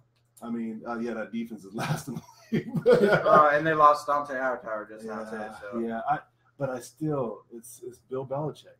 He's gonna have his he's gonna have his guys ready to play, and I just think that they are the team to beat. Right now I would put them over the Steelers. To tell you the truth. See, I can't because I look at an overall team standpoint. I look at the Steelers. You got the number 1 pass defense. Mitchell, he's playing absolutely great. You grab the former Browns corner, Joe Hayden. He has really stepped up at that core position. To me, you got the best linebacker crew in the NFL led by Ryan Shazier. Yeah. Who are you going to get better than him? He's so aggressive. And that offense led with Bell, Brown, Big Ben, and now Juju Smith-Schuster. But I think they can beat the Patriots. You know what? The Steelers just can't. They're weird because they'll go out and get beat by the Jacksonville Jaguars. So, I'm just saying, you can't, you got to show some consistency there. I got to see a little bit more from the Steelers for me to be like a believer. Because they've been throwing 6 interceptions against them, and losing to the Bears. Yeah, so. It's just kind of like, come on, you can't lose those games. But then I look at the last 2 weeks, they gave the Chiefs their first loss in the Chiefs Kingdom, and then you beat Lions at home. Lions at home. But like you said, Lions are struggling, so they are struggling. So I really feel like Steelers might have 1 good win, less Chiefs. Yeah, they have 2 bad losses. Yeah, I actually think Ravens. Ravens isn't hard to beat. Yeah, I actually Jaguars smacked the Ravens. Smacked the Dolphins. I think New England is gonna. but Jaguars smacked the Ravens and Jaguars smacked. I just think that the Patriots defense can do enough to just do enough. That offense is so good for the Patriots to where they can win games. That's how good the offense is, and it's amazing because they're without Julian Edelman too. So it's just like. I don't know where they keep getting these guys. Offense may be good. Yeah. They're not. It's so frustrating just because their 2 losses are in Foxborough. Yeah. That's the thing. Like the Patriots, they're. I'll give Tom Brady all the credit, but from running back standpoint, they ain't got much there. Yeah. And now Chris Hogan might be gone for a little bit. Offensively. I don't think they're actually that good as what people think. Yes, they're number 1 in the NFL. Mm-hmm. All it takes is a Buffalo Bills defense. Lock them down. Who you got? Oh, man. In the AFC, yeah. Chiefs. Oh. Maybe so bad I broke my pen, man. Oh, man. Why the Chiefs? Because they only have one. Their only loss is the Steelers. They have 2 losses. The Chiefs. The Chiefs. Chiefs. Okay. I have Chiefs third. I like Steelers, Patriots, Chiefs, Bills, or Titans. I'd probably have Jaguars above the Titans. I know the Jags. How the Jags? If you look at it, Titans smack the Jags. But if you look at the Jags wins, they're good. Look at Titans. Jags smack Steelers. Titans smack Seahawks. Who's better, Seahawks or Steelers? Steelers. No, they're not. You were just hyping them up. You were just saying. I was just hyping them up. They're number 1, but the NFC's better than the AFC. Guys, like I said, I'm going to repeat what I said. What's up? Patriots, Steelers, and Bills. Come on. And then Chiefs number 4. 2 teams from the AFC East. You got me. Wow. All right, so who's going to the Super Bowl for you? Good question, man. Woo. I'm gonna go Steelers. The Los Angeles Rams. No. Low ratings right there. Like you were saying, either the Seahawks. I'm just gonna go out there. Let me say Eagles and Patriots. No way. That'd be crazy. Seahawks, Steelers. You said Seahawks, Steelers? Seahawks, Steelers. See, I said before it was going to be Seahawks, Packers, but no, I'm not thinking that so much. Packers can stay in a race and wait till Rodgers gets back. They'll be back. Week 14. Jimmy G goes on. Jimmy G on 8-0 run. Wins to the playoffs. Gets the wild card. Wins the wild card. Gets in the playoffs. Wins just crazy Cinderella story plays out. 49ers win the Super Bowl. You need a slipper, everyone. You need to pinch me. That'd be Oh, that'd be crazy. No, I think I'd probably have to say I'd probably have to agree with Tyler. You think Seahawks? Wow. Yeah. Wow. I'm gonna go with the Eagles. All right. Eagles I still see them flying in the playoffs. Eagles and Patriots, baby. See, I feel like it's just gonna be just like last year with the Eagles. They're gonna be just doing good. Then out of nowhere, that first loss, but that one bad loss is just gonna just. I'm just thinking that doesn't happen, man. I'm just like, kill the team, please. That's gonna kill the team morale and just it's just gonna be just they're just gonna barely miss the playoffs. That ain't gonna happen this year. Carson Wentz is like he's mentally tough. He ain't gonna let that happen. Somebody's about to get in his head and just be over. All right. Well, time is flying by, so let's get moving on. Before we're going to give our predictions, lastly, people, stay tuned, and that's what you're left off with is our predictions. But right now, let's move on to the NBA. And the NBA season just got started, but teams have now played 6-7 games, 5 games, depends on what your schedule's like. I want to touch on who's the most impressive because there's 2 teams in my mind. I almost have 3. Do you guys want to throw your opinions out? Or you guys want me to go? I can go. Go ahead. I'll just give you my 2 now. I mean, the Houston Rockets, man, they are. Whoa! They're better than what I thought. I mean, like I knew their offense was going to be pretty good, but man, they're amazing. Whoa! And you got to think. Right now, they're without Chris Paul. Yeah, and they beat the Warriors at their house. Yeah. The ring ceremony didn't mean nothing, boy. Rockets are getting – they're going to do some damage in playoffs. And did you see that game that against – it was Pelicans and the Cavs. The Pelicans were just – they ate them up in the paint. I mean, Boogie and Brow, let me tell you something. Those guys, Anthony Davis – and DeMarcus Cousins, whoa. Yeah. That's all I can say is whoa. They ate the Cavaliers up in the paint. So, the Pelicans and the Houston Rockets are my surprise right now. See, they're just. I agree with Rockets, not Pelicans. Oh, wow. Okay. Yeah. Yeah, go ahead. Well, I'll probably say one of yours that you think because you actually brought to my attention. I'm probably going to say the Magic.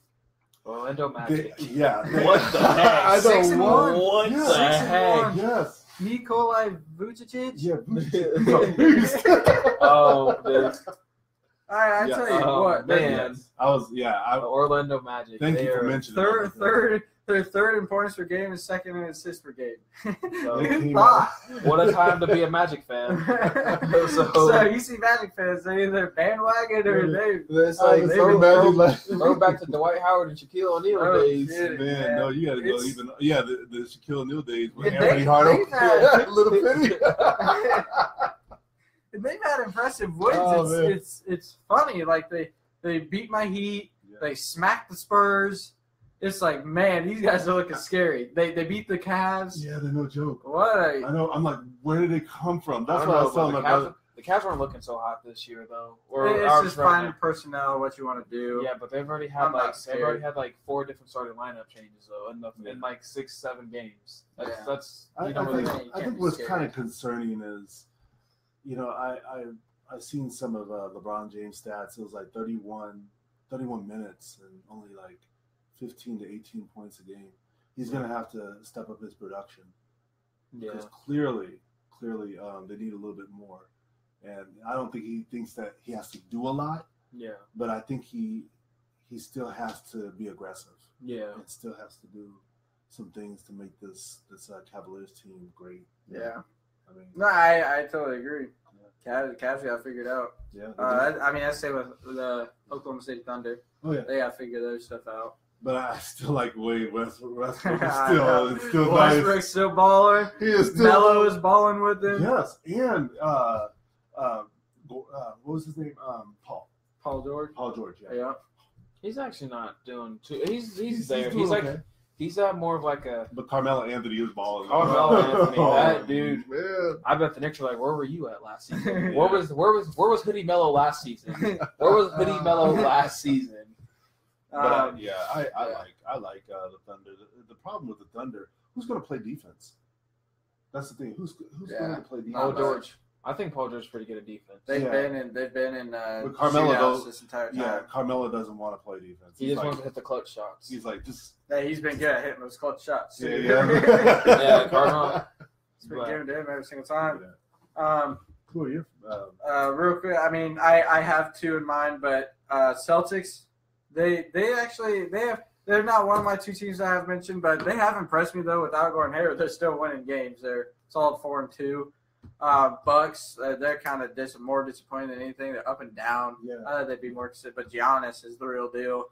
Whoa, yeah. We'll get we're going to touch on that. But my two teams, number one is the San Antonio Spurs. Yes, they got smacked by the Magic, but you're doing this without Kawhi Leonard the entire time. I know. You are 4-2 or 5-1, and nobody. It's tremendous. I guess they do give Greg Popovich credit, but man, he's a great coach. Jeez. Greg Popovich is a great coach. I mean, he's just showing us that Celtics just beat the Spurs, but that brings up to my point. Celtics are amazing. That's what I just said. Get on the bandwagon. I've been a Celtics fan since day one. That's honestly what I just told you guys. It's impressed me what Celtics are doing without Gordon Hayward. Oh, my God. After that horrific injury, Celtics are impressive. But my really impressive team is the Los Angeles Clippers. Yes. They have not lost. Blake Griffin. They have not lost. Blake Griffin hitting the game winner. Game winner against Rockets. Yeah. Man. Blake Griffin. I tell you what. He dunked on her. He dunked on Rudy Gobert. He said he's gonna win MVP. Man, you're seeing it. He definitely earned that contract that he got. He definitely has proven why he deserves that contract he has. Oh man, Clippers. Are they better without Chris Paul? Yes, it seems like it. Like Chris Paul, assists are nice, but points are better. But Blake Griffin is dunking on everybody. What impressed me is they're beating teams by 19 or more points without Chris Paul. This is not honestly funny. It seems like Chris Paul's not a good addition to the team. Rockets are winning without Chris Paul. Because I think Clippers are good without Chris Paul. I think Chris slows down the game. He does. You know, he's a phenomenal point guard. Don't get me wrong, but I think it's more of a fast league now. Yeah, it's Curry type of league. Yeah, Curry type of league. Russell Westbrook type of league. Yeah. I hate it. Man. But Clippers. Speaking of the NBA, who are your most impressive players so far? So far? Yeah. We're not talking about rookies yet, but just players. So most impressive players. It's kind of gonna lead me to my MVP voting because. Okay. We gotta talk about this. Before you say yours, let me say mine because I don't want yours to be the same one as mine. Go ahead. Okay.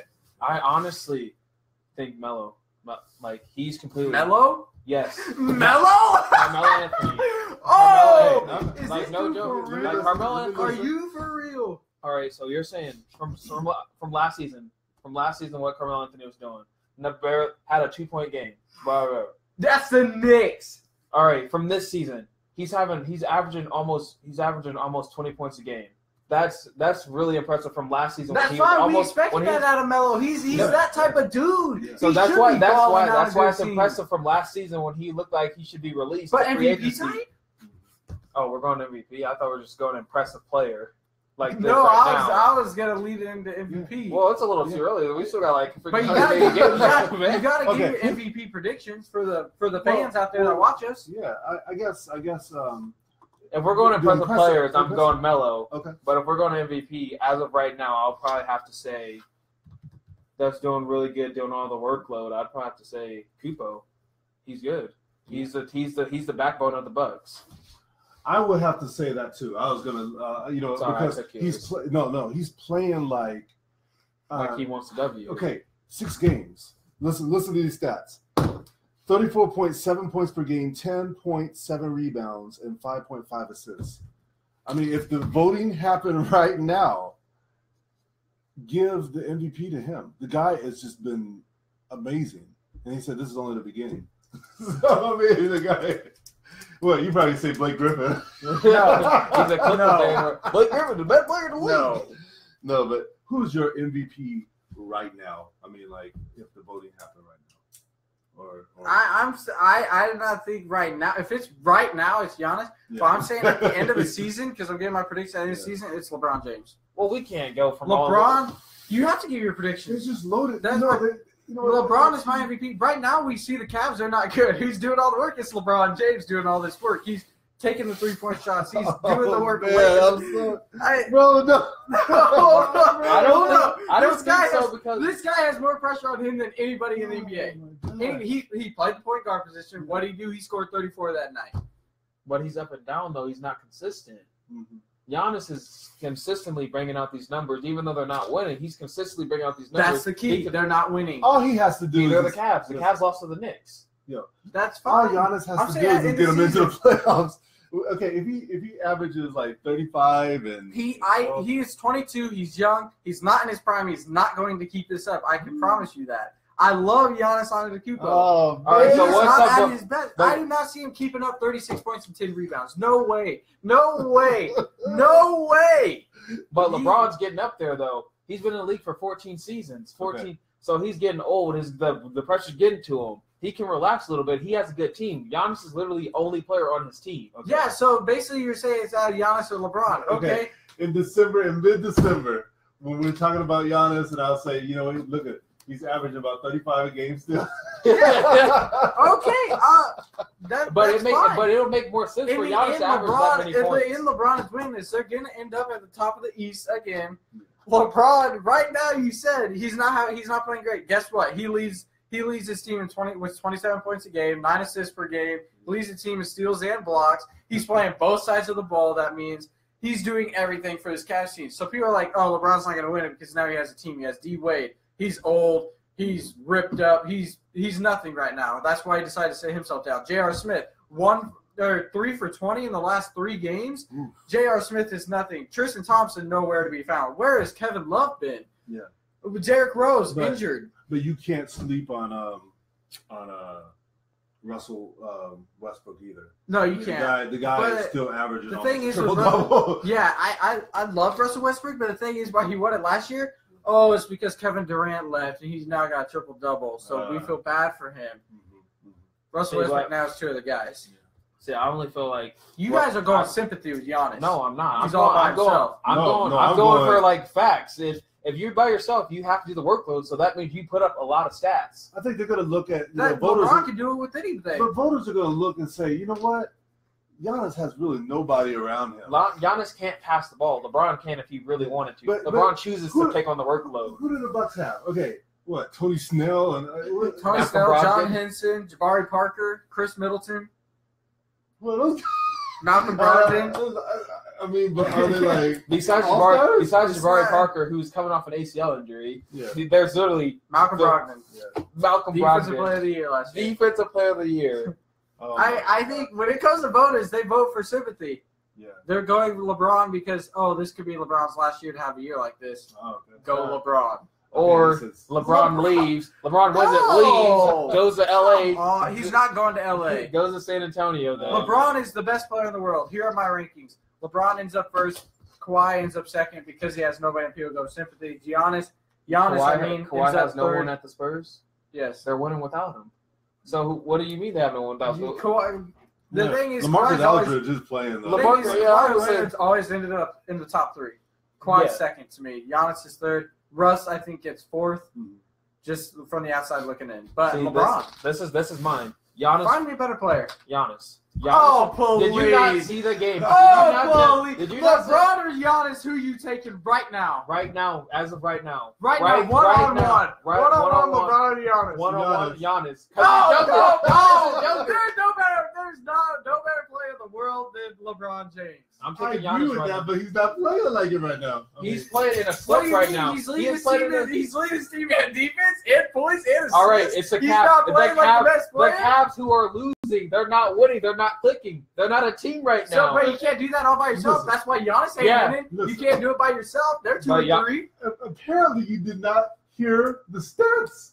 34.7 points per game. But he can't keep it up. It's the first. You can't keep it up. You said right now, but you said right now. Not no, I'm saying MVP at the end of the season. But you said who's the best player right now? He Giannis. said that. I said give your MVP predictions for the end of the season. Okay, then we said you're gonna say you said who we're gonna take right now, Giannis and LeBron. Giannis, he's playing the better game right now. I said Giannis right now. I said when I'm taking the MVP at the end of the season, I'm taking LeBron. I think LeBron wins MVP. I'm taking Giannis. At the end of the season. Giannis has the worst team. He doesn't have players, no team, no bench. Is literally just him. Yep. LeBron at least can go on the bench, relax a little bit. Giannis basically has to play the whole game. Yep. I actually, I'm saying Giannis at the end of the season. This is mine. Because the voters are gonna say, you know what's more impressive? LeBron with all those superstars. He's 22. And LeBron 32. He still has all of his years to come. He's going to win multiple MVPs once LeBron and KD are done. And he gets his first this year. That's what's going to be crazy. That's what's going to his first this year. All right, this is mine. This is mine. No. Giannis, LeBron, Kawhi, Russ. Let me tell you. Close second, who's LeBron. scared to mark Giannis on the Kukoc right now? Who's scared to mark him? LeBron. No. So Nobody LeBron is scared to mark. Giannis didn't. Who's scared to go up against LeBron James? No one. Giannis was the perfect. Oh, please. I'm surprised. So you didn't watch the game. Giannis was out rebounding everyone on the Cavs. It's because he's a whole 7 foot. LeBron's 6'9". It doesn't matter. LeBron you see how big Giannis's arms are? It doesn't matter. If LeBron's the best player in the world, he shouldn't have a problem against that. He is the best player in the world. So he shouldn't have a problem against what has Giannis done? What did Giannis do in his first season in the NBA? What was his shooting percentage? Matter. That's right, below 30%. It doesn't matter. We're talking about right now in the NBA. We're talking about right now, not I'm bringing it back to history. What does it matter? LeBron's first season, that dude made it to the NBA Finals. All right, but he was a good player back then. Exactly. We're going right now. That's what I'm saying. We're going right now. LeBron's not looking like himself. That's all I'm trying to say. Giannis is looking better than ever. Yeah. Giannis is looking better than ever. So therefore, as of right now, my MVP is Giannis. You know what, Giannis is determined to have an MVP season. He is, not this year. Yeah. I think he's winning this year. He has the best opportunity to win it. Players aren't playing like themselves. He is just basically blowing the competition out the water. He's balling it out. That's fine. That's fine. Woo!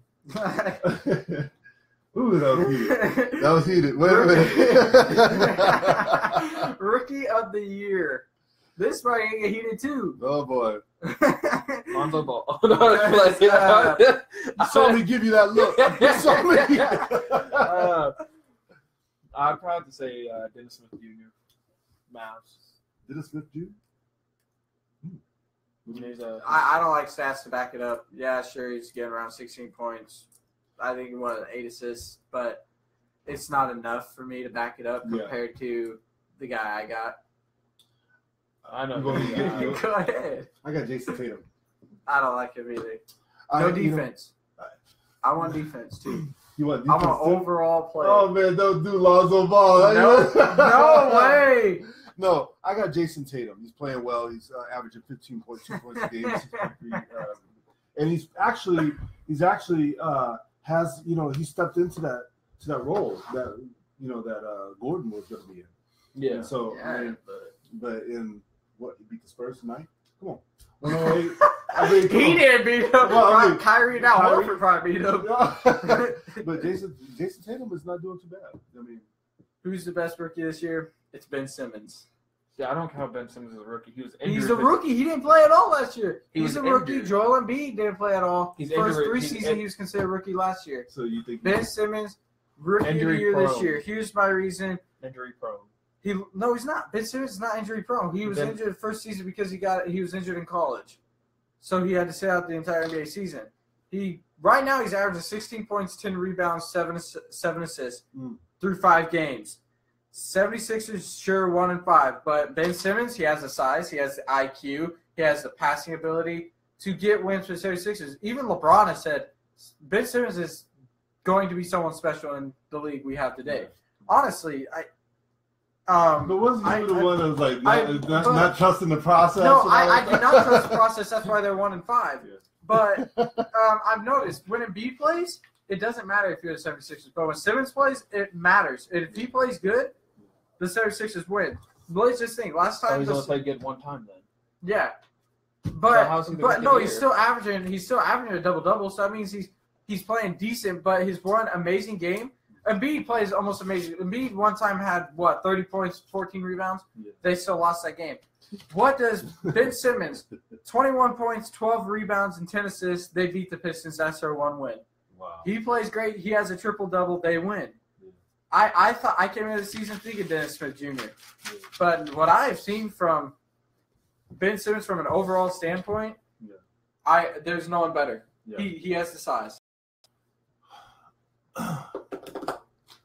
Well, I mean, but will they reward them based upon the team wins or just? I don't think that matters when it comes to rookie of the year because Joel Embiid got second last year. Yeah.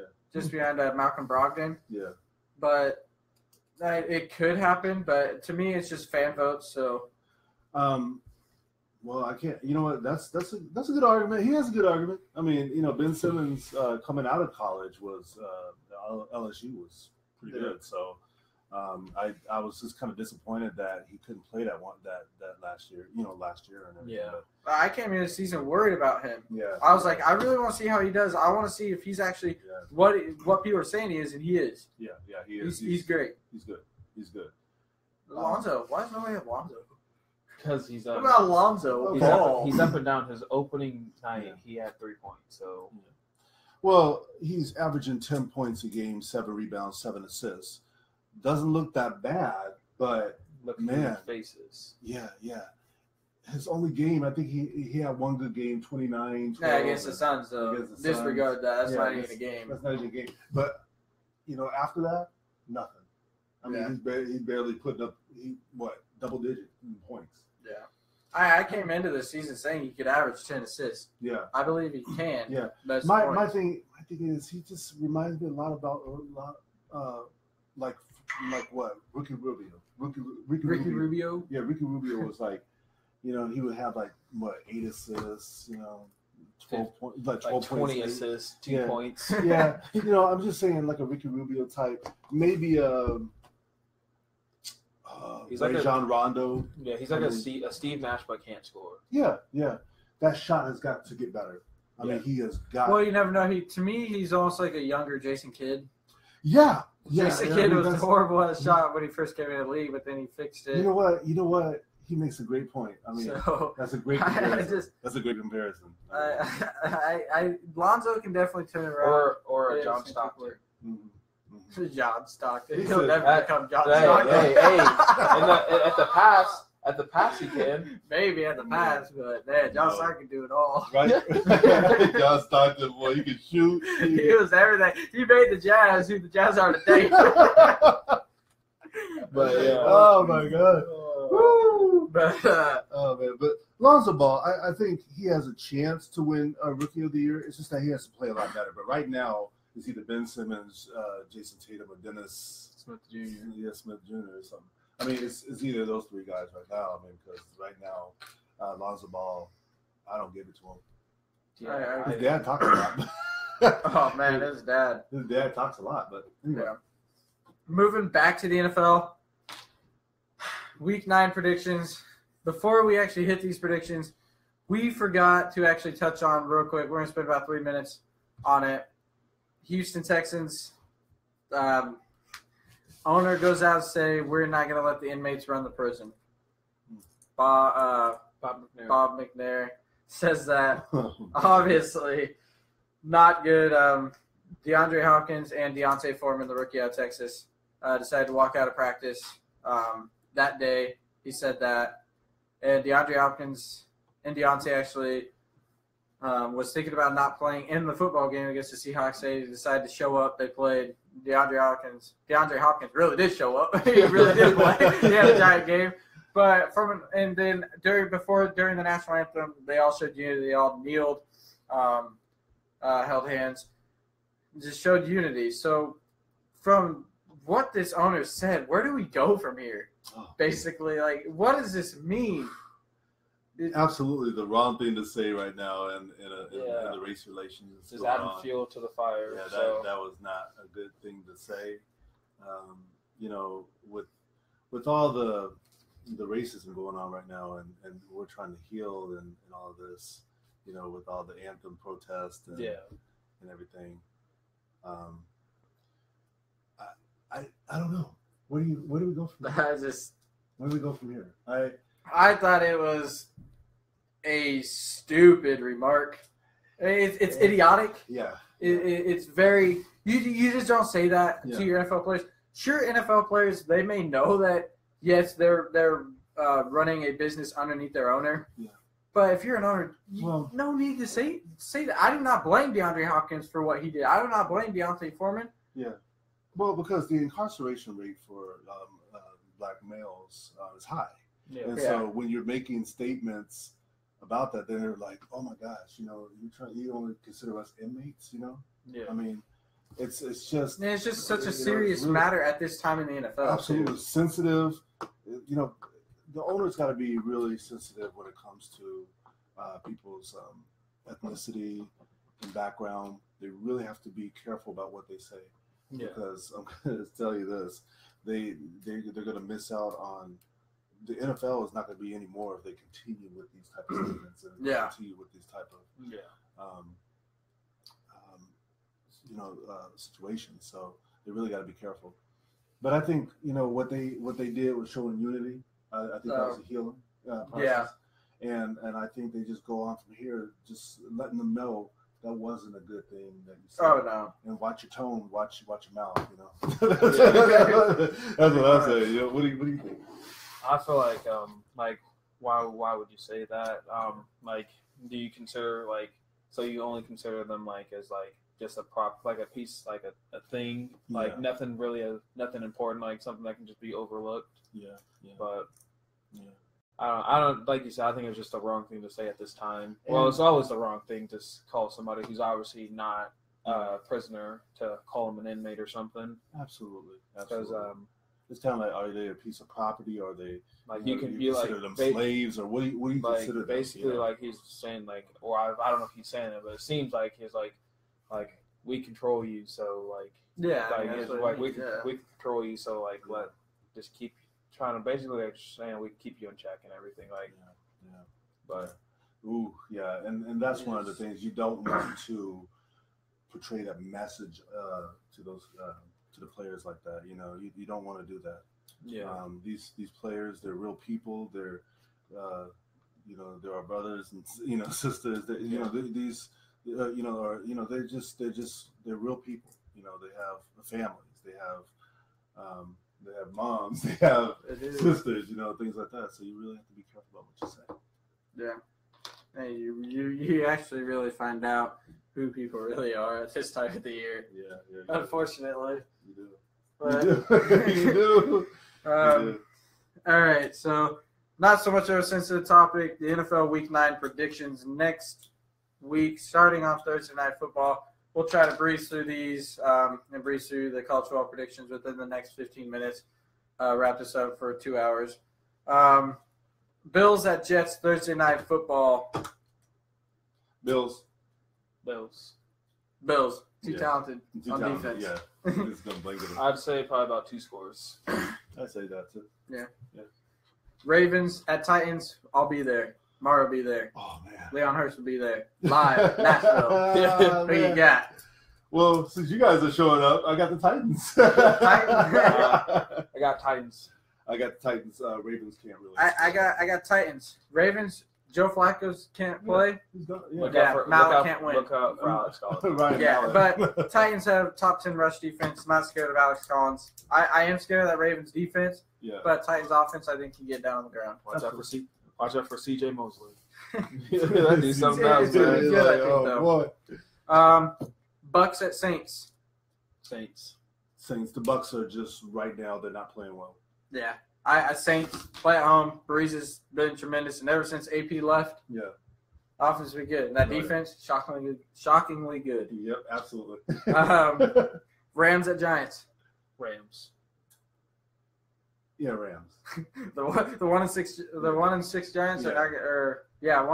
Yeah, 1-6. 1-6. I think they're 1-6. 1-6 or 1-7. Giants are gonna be 1-8, I believe. 1-8 Giants.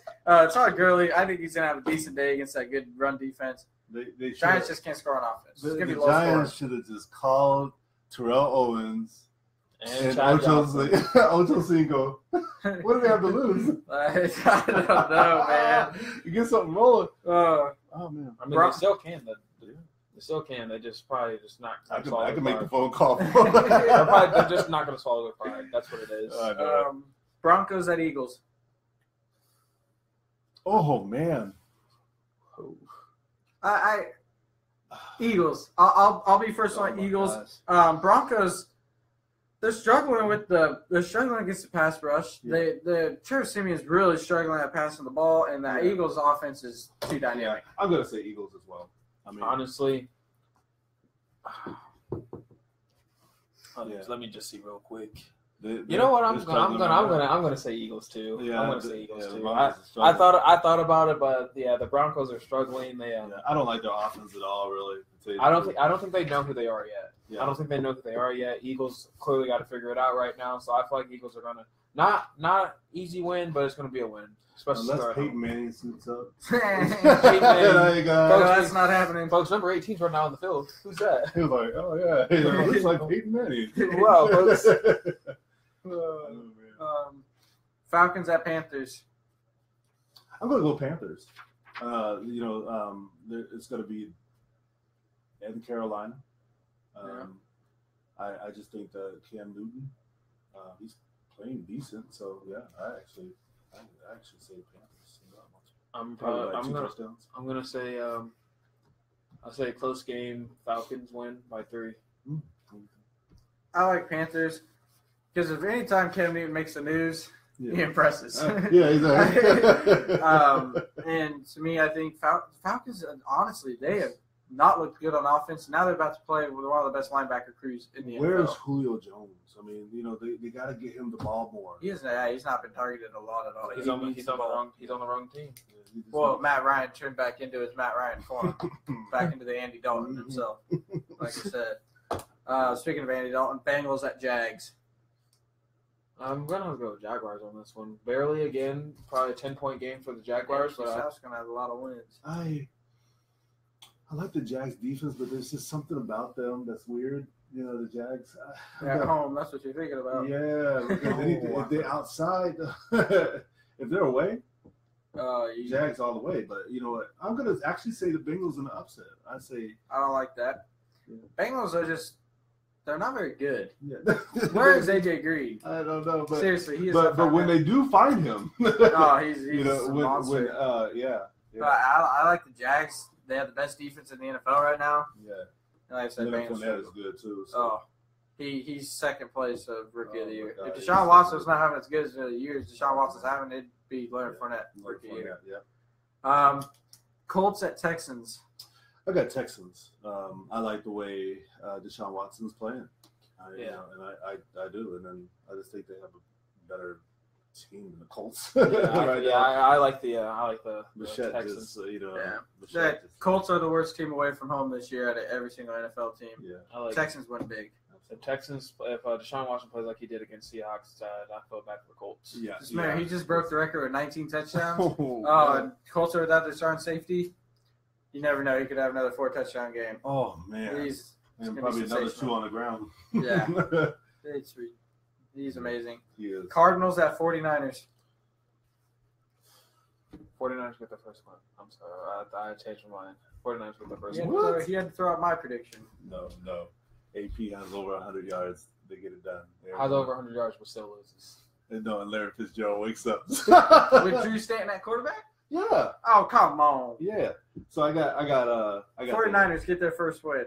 This is the battle. This is the battle of being the worst and being dead last in their division. Nebraska's pretty yeah. Oh, at least watch game on television. Yeah, the Cardinals are beat up. Redskins at Seahawks. Redskins are playing awful right now. I mean, Washington. 4 offensive linemen just made their first start yesterday against Dallas Cowboys. Seahawks torched that offensive line. And they're at Seahawks? They're at Seattle? This might be a big win for the Seattle. I'm saying 40-10 win. Yeah, Seattle. They need one. They need one. Yeah, I think it's going to be Seahawks too. You can't go until the 12th man stadium and be fresh. You can't go in there with 4 new offensive linemen. Yeah, but what? Legion of Boom's about to have a field day. They'll be snacking. Kirk might as well sit this one out. He'd be like, no, I don't want no part of this. Kirk, sprain your ankle before the game. Man. It's going to be ugly. To me, the game of the weekend, Kansas City Chiefs at Dallas Cowboys. I agree. It's going to be a good one. It's going to be a good one, but you know what? Guys, I'm going to say the Chiefs. I'm going to see the Chiefs by just a field goal. I'll probably say Cowboys. I feel like they got a lot of momentum coming off the Redskins win. I know it's the Redskins, but I feel like they got a lot of momentum. Some way, the Dallas Cowboys will let you down. Yeah. And they're going to let you down this weekend. I'm sorry. How can they run the ball against the Chiefs? I mean, that's what – Run it 33 times, but they did against the Redskins. I'll tell you what, that Chiefs defense, though, right now. Chiefs are overall better team than Dallas. Yeah, they are. You're like, let's just keep this short and sweet. Boring, very boring Sunday night football game. I'm probably not really going to watch much of this. Raiders at Dolphins. Who you got? Raiders. I was about to say the Dolphins. I was thinking that too, and I was like, oh wait, what the? You can't do that. I can't do it because I don't like any. I'm going to say Derek Carr wakes up and has about 3 or 4 touchdowns. I can see that. I like Raiders. Like I said, it's the worst Sunday night football game we're probably going to see all year. Yeah, it's terrible. It's terrible. Dolphins have no offense. I don't know. I think a worse Sunday night football game would be Dolphins versus 49ers. Well, that doesn't happen. Browns versus 49ers. Browns versus 49ers would be a pretty bad game. They should have moved this. They should have moved this one a long time ago once they saw Derek Carr got hurt. Yeah. Monday Night Football, Lions at Packers. This should be a pretty good one. I still say the Lions because the Packers are without Rodgers. Without Rodgers, yeah, I still like that. Lions without Rodgers, Packers can't win. Yeah. I agree with you. We all Lions. Lions is all the way. Lions all the way. All right. More onto what we like to spend hours talking about: college football Week 10 predictions. All right, you ready? You ready for this? Here we go. We're going to start out with, because there's multiple games, I'm going to say the big 3 last that are actually going to matter for college football playoffs, intentions and everything. We're going to start with Penn State at Michigan State. Who you got? Michigan State, just came out the upset. The loss to Northwestern. Yeah. Penn State just came out the loss. An upset loss to Ohio State. Okay. Who you got? Who I got? Oh, I'm loving this now. Okay, this is going to be sweet. Give me scores. 2. Michigan State 24, Penn State 17. I know it. Is that Sparty? Oh, man. That stadium, it gets loud. Bro, and you know what? Michigan State is not that bad on defense. Yeah, they had that lapse, but I'm going to just tell you this. Don't be surprised if Michigan State comes back to form on that defensive side of the ball. And I say 24. Byron Menarche didn't have he had a pretty good game. It was like 4 touchdowns. But 24-17 Michigan State. What do you got? Me? I got Penn State. Because now that I've seen Penn State in a big game, I am convinced they can play and they can beat anybody. Yes, they did not beat Ohio State. They only lost by 1 point. Yeah. And they could have won that game. Yeah. But they didn't, unfortunately. That's a tough place to play. You have to admit. It is. Michigan State. It's very tough. But the thing is, Michigan State just lost to Northwestern. Yeah. And if you're ranked 17th and people thought you were that good, you got to win that game. Yeah. Penn State wins 45-17 in Spartanville. Oh! Penn State. Oh my God. He's been generous because I got Penn State 52-10. Oh!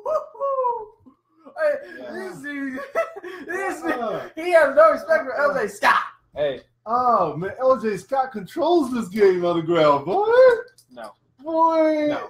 Oh, boy. No. If you thought, so that basically saying, it's basically like saying Michigan State's defense is better than Ohio State's, which it's not. Yeah. So I feel like Michigan State's about to. It's going to be upset. This is upset Saturday right here. We already had one this last weekend. Yeah, but it's going to be. It's going to be another one. It's going to be another 3 in a row. Yeah. Staying in the Big Ten, Ohio State travels to Iowa City, Iowa to take on the Iowa Hawkeyes. Oh, man, this is a dangerous game. This is dangerous. Penn State got a last 1 second win. Yeah, it's very dangerous. I'm actually picking. Okay, guys, this is crazy. I mean, I'm picking 2 upsets. Oh. Okay. Ready? You ready? Hey. Iowa doesn't score a lot of points. I say Iowa 19, Ohio State 16. That defense, Iowa plays really good defense at home. You heard it from him first, people. Yeah. It is crazy. Folks. This is crazy. Folks. He's off the show. Iowa 19, Ohio State 16. You heard it from the studio here, baby. And I watch your people's predictions, too. Every single game I'm going through, if you think there's a big upset, I want your predictions, too, not just stars. I want mine, answer, but I want to answer your guys's. Yeah, so Mario, Iowa State, Iowa. See, I would say it's a close game. I'd probably have to say 24-17 Ohio State. I'm not disrespecting Iowa, but I think Ohio State's just they're coming off a huge win. That momentum is going to go along right into next week, and then they're just going to play tough against Iowa. Yeah. I have Ohio State. To me, and to everybody else, I'm sure they proved they're back, and they are right back in the playoffs for right now. And obviously, Iowa's going to challenge him, just like they did with Penn State, but Ohio State wins 27-14. Ooh, 13. Yeah. It's gonna be one of those ugly games, but I actually think Iowa's gonna win. I think JT Barrett's a little bit better than Trace McSorley, so that's why I give it. Yeah. I mean, that's good. All right. We got some breaking news actually before we touch the next game. Jeez. A New York judge has just suspended Ezekiel Elliott for the next 6 games. So give us a rest. Oh my God. Where does this leave the Cowboys? I'm going to quickly look up their schedule real quick because obviously we did not expect this right now, so I kind of got to pop this up. Okay, so Cowboys about to hit the toughest part of their schedule. They got Chiefs next week. Oh, that's a loss now. Yeah. They travel to Atlanta. Yeah. Very hard place to play. Barely win. Yeah, barely win. That's a loss, Falcons to me. Eagles come to town. Loss. That's a loss. So that's 0-3 for me. Yeah. Because as we noticed, the only reason why, real quick, Cowboys only win football games when Ezekiel Elliott is being a monster. That's it. He is the engine. Well, it was like last game. Yeah. 150 yards. So yeah. Chargers come to town. That's going to be iffy. Close game. But close game. Chargers don't know how to win a close game. They get one. Redskins come to town. That's going to be close. I think Cowboys. Game. Yeah, I think Cowboys. Yep. But then they travel the Giants their last game without him. That could be iffy because that's always an iffy game. Yes, that is an iffy game. So I mean, I see 3-3, maybe 2-4. Yeah, 3-3 or maybe 2-4. Yep. But was this smart for Ezekiel Elliott to really hold this out? Shouldn't have he just taken this at the beginning, get it over with? Because your team could still have the record 3-3 right now. What they do, exactly. They have not impressed me at all. I think so because really towards the middle of the season is the most important. Yeah, because that's when all the teams are kind of separating themselves. Yeah, and he's actually going to be gone at the most crucial point in the season. So yeah, and like when they really need him the most. Oh yeah, but that Chiefs game. Yeah, when they got to make a playoff push. But if he really didn't do it, I bet it's so frustrating to him. I bet it's frustrating. It's not fair how the NFL has handled this. Yeah. Absolutely not fair. But if you're Ezekiel Elliott, it's almost your fault. You should have just taken the 6th game because no matter what, you're getting it. Because whether he did not do it, he did do it. He did 5 separate incidences in 1 week. Yeah. You have to get some suspension. Otherwise, if you're the NFL, you look horrible. Exactly. And Roger Goodell looks absolutely horrible, and then everybody wants him out of there. Yeah, so honestly, you obviously had to get suspended. If I was him, I would have just took it at the beginning of the season. You could be coming back next week against the Raven or the Redskin or and the bad thing is press conference yesterday, Ezekiel Elliott's sitting here saying, "I honestly think I'm going to play the rest of the season." Yeah. And guess what? One night later, your whole life changes. Oh man. So it just sucks because he has to pay for the games he's going to miss, though. So he's losing on about $200,000. And like we said, Cowboys are seriously in trouble now. I said he is the engine to that offense. He is. I mean, he definitely takes a lot of the pressure off of Dak, and then now you need Alfred Morris and Darren McFadden to step up. They're nowhere near like no explosive like him. All right, some interesting breaking news. Wow, that's interesting. Back to college football. This game's really not very intriguing anymore because now Washington State just got blown out. But we have Stanford at Washington State. Oh, man. You know what? Washington State, man, bad losses. Just terrible losses. I'm going to Stanford in this one. I mean, because Washington State has lost their mojo. Yeah. Bryce Love should be back. Yeah. Stanford, to me, I think Stanford wins big. I think it's 38-14. Yeah, it's not going to be. Yeah, I say 42-17. Yeah, Stanford. See, I'd probably say 35-17 Stanford. I feel like they're not going to score that much because Washington State's defense isn't the worst defense in the Pac-12, so I feel like it'll be not. I don't think it'll be too high of scoring, but 35-17. I feel like that's a fair margin. I think that's about right.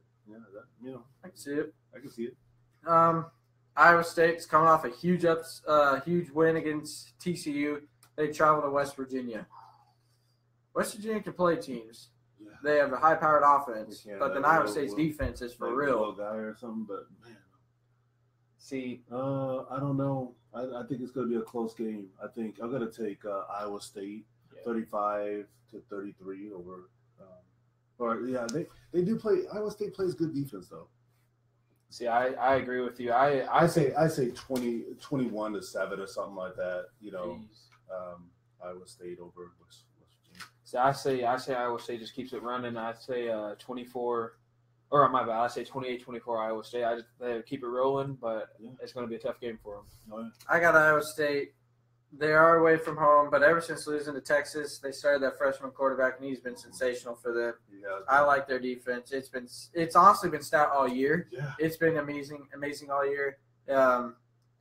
And now with this freshman quarterback, they have an offense. Iowa State, I have this winning 42-38 because West Virginia, their offense is so good that they will put up points. But I think Iowa State's offense against a bad defense, like they did against Oklahoma against a bad defense, they can put up points. They can put up points. So, next Northwestern travels to Nebraska. Oh man, I'm gonna say I'm gonna be at that game. I'm gonna say that. Yeah, I'm gonna say Nebraska 41. Northwestern 34. I think Nebraska is going to be a shootout. It's going to be a shootout. I mean, Nebraska can't play defense. Everybody knows that. Tanner Lee. Yeah, you know what? Tanner Lee found something. He found the rhythm with his receivers or whatever. Well, I mean, I was just saying. I was saying, you called a shootout with Thorson and Tanner Lee. Yeah, two of the bottom league guys of the Big Ten, man. Well, it keeps it going this week. 41-34. Okay. I mean, Nebraska over Northwestern. What do you say? I think Nebraska can pull this game off. I think it's going to be very close. I think it's going to be to the end like it always is between these two. After Northwestern upset Michigan State, that is what got me to almost lean to Northwestern, but I still like Nebraska because they're at home. And Nebraska's coverage has been better than people thought they were. Yeah. And I think Thorson has some troubles against that. I take Nebraska 27-21 in U. Ooh, okay. Sorry, I have no faith in Nebraska. I take Northwestern all the way. Northwestern just comes right in and rolls over Nebraska. No, see, I have only because Michigan State is Michigan State is a good team compared to Nebraska. We all thought Purdue would win.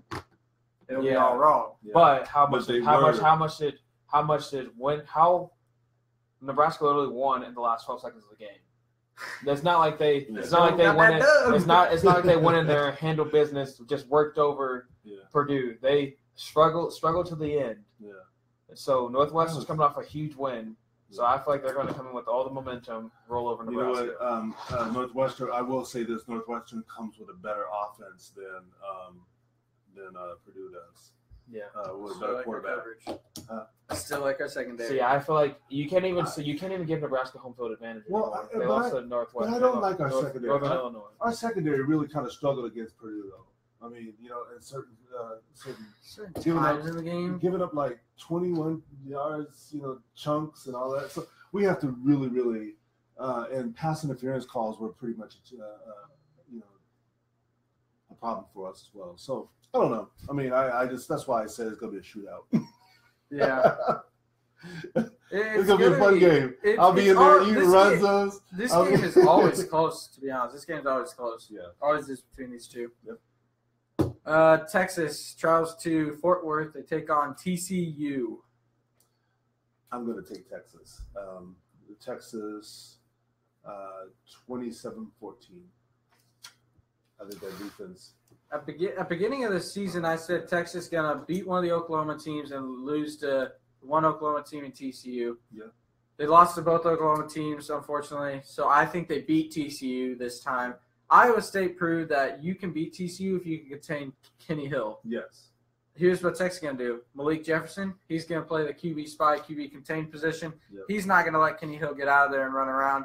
Texas defense is one of the best in the Big 12. I like Texas defense, and Texas did beat Iowa State, right? Yes. I mean, so I actually think Texas is gonna beat them. And the biggest question is, can Texas offense score? Yeah. That's going to be the question because TCU's defense is the best in the Big 12. Yeah. But I like Texas in a very close one, 24-21. Ooh, yeah. What do you got? So, Texas defense can contain – I think they can contain Kenny Hill and the TCU. They proved it against Oklahoma State. They can obviously contain a good quarterback. So, if their offense shows up, they win. If their offense shows up, they win. If it doesn't, they lose. Yeah. So I can't really put a score on it because I don't know who the starter is for sure. So I'll to me, I think it's coming down to who has the ball last. I sure hope it's not another overtime game. I know, right? This rivalry is usually always good every year. LSU travels to Birmingham. They play Alabama. Close game, but I like the Bama in this one. LSU just no offense. Just no offense for LSU. Yeah, and they're not going to be able to run the ball with Dice. So 14-8, Alabama. 14-8. 14-8. Yeah. Do you think their LSU's that's good to contain Damian Harris, Or Scarborough and Dalen Hurts, all of them? Oh, man. Yeah, I think so. I think their defense is good. I mean, nobody's talking about LSU's, defense, but they're eighth in the league in sacks. They have 26 as a team. So if they can get some pressure on Jalen, that's great. But pressure really doesn't work when you're playing Alabama. You got to stop the run, and I don't think they can stop the run. Yeah, I have Bama in this one, and I actually have them winning big. I like. Wow. LSU's just a hit and miss team this year, and to beat Alabama this year, you got to have everyone playing 100%. Yeah. And Roll Tide, man, 42-14, Alabama. He said Roll Tide. I'd have to probably say Alabama 28-3. Whoa. Yeah. Stout defense. Oh, man. Stout defense. Oh, man. Nobody's Alabama is amazing on defense. But I don't know. I don't think their score's high, but I think their defense is just about to just go LSU, crazy. I've never liked their quarterback situation. No, it's if Darius Gash doesn't step up, for sure 3 points. Yeah. Oh, if he shows up, maybe 10, but I'm thinking 3 because it's a hit and miss with him too. Yeah, it is. Because he's the team, so it's a hit and a miss. Yeah. Moving on to the 3 biggest games of the weekend. We're going to start with the first one. Clemson travels to North Carolina State. This was the game everybody thought Clemson lose. Instead, they lost to Syracuse before, but Kelly Bryant is back. Who you got? Traveling to North Carolina State. That's a chop game. Go ahead, man. I think that this may be. I think North Carolina State, remember, just got blown out by Notre Dame. Yes, but I think it's going to be a close game only because Kelly Bryant's going to be a little shaky because last time he got injured, shaking up. So I feel like he's going to be a little hesitant throwing the ball, not going to be as confident as he is. So I feel like it's going to give NC State a little bit of an edge. But I still think it's going to be a very close game. But I think Clemson's going to escape out of it probably by 10 points. Yeah. They just got blown out by, you said, Notre Dame. Yeah. And it wasn't great. but Notre Dame's not a bad team, though. They're a great team right now. But I tell you what, NC State plays good at home, though. They normally play good at home. So I'm going to go out on a limb, and I'm going to say, because Clemson, they got beat by Syracuse. Okay, they got beat by a very good Syracuse team, actually. Those wide receivers for Syracuse are amazing. The quarterback. Oh, that quarterback I know. Nice. Give me NC State. Please. Okay, give me NC State. 17-14. It's gonna be about field goal. I love that NC State defensive line. That's why I don't love running backs run all over them.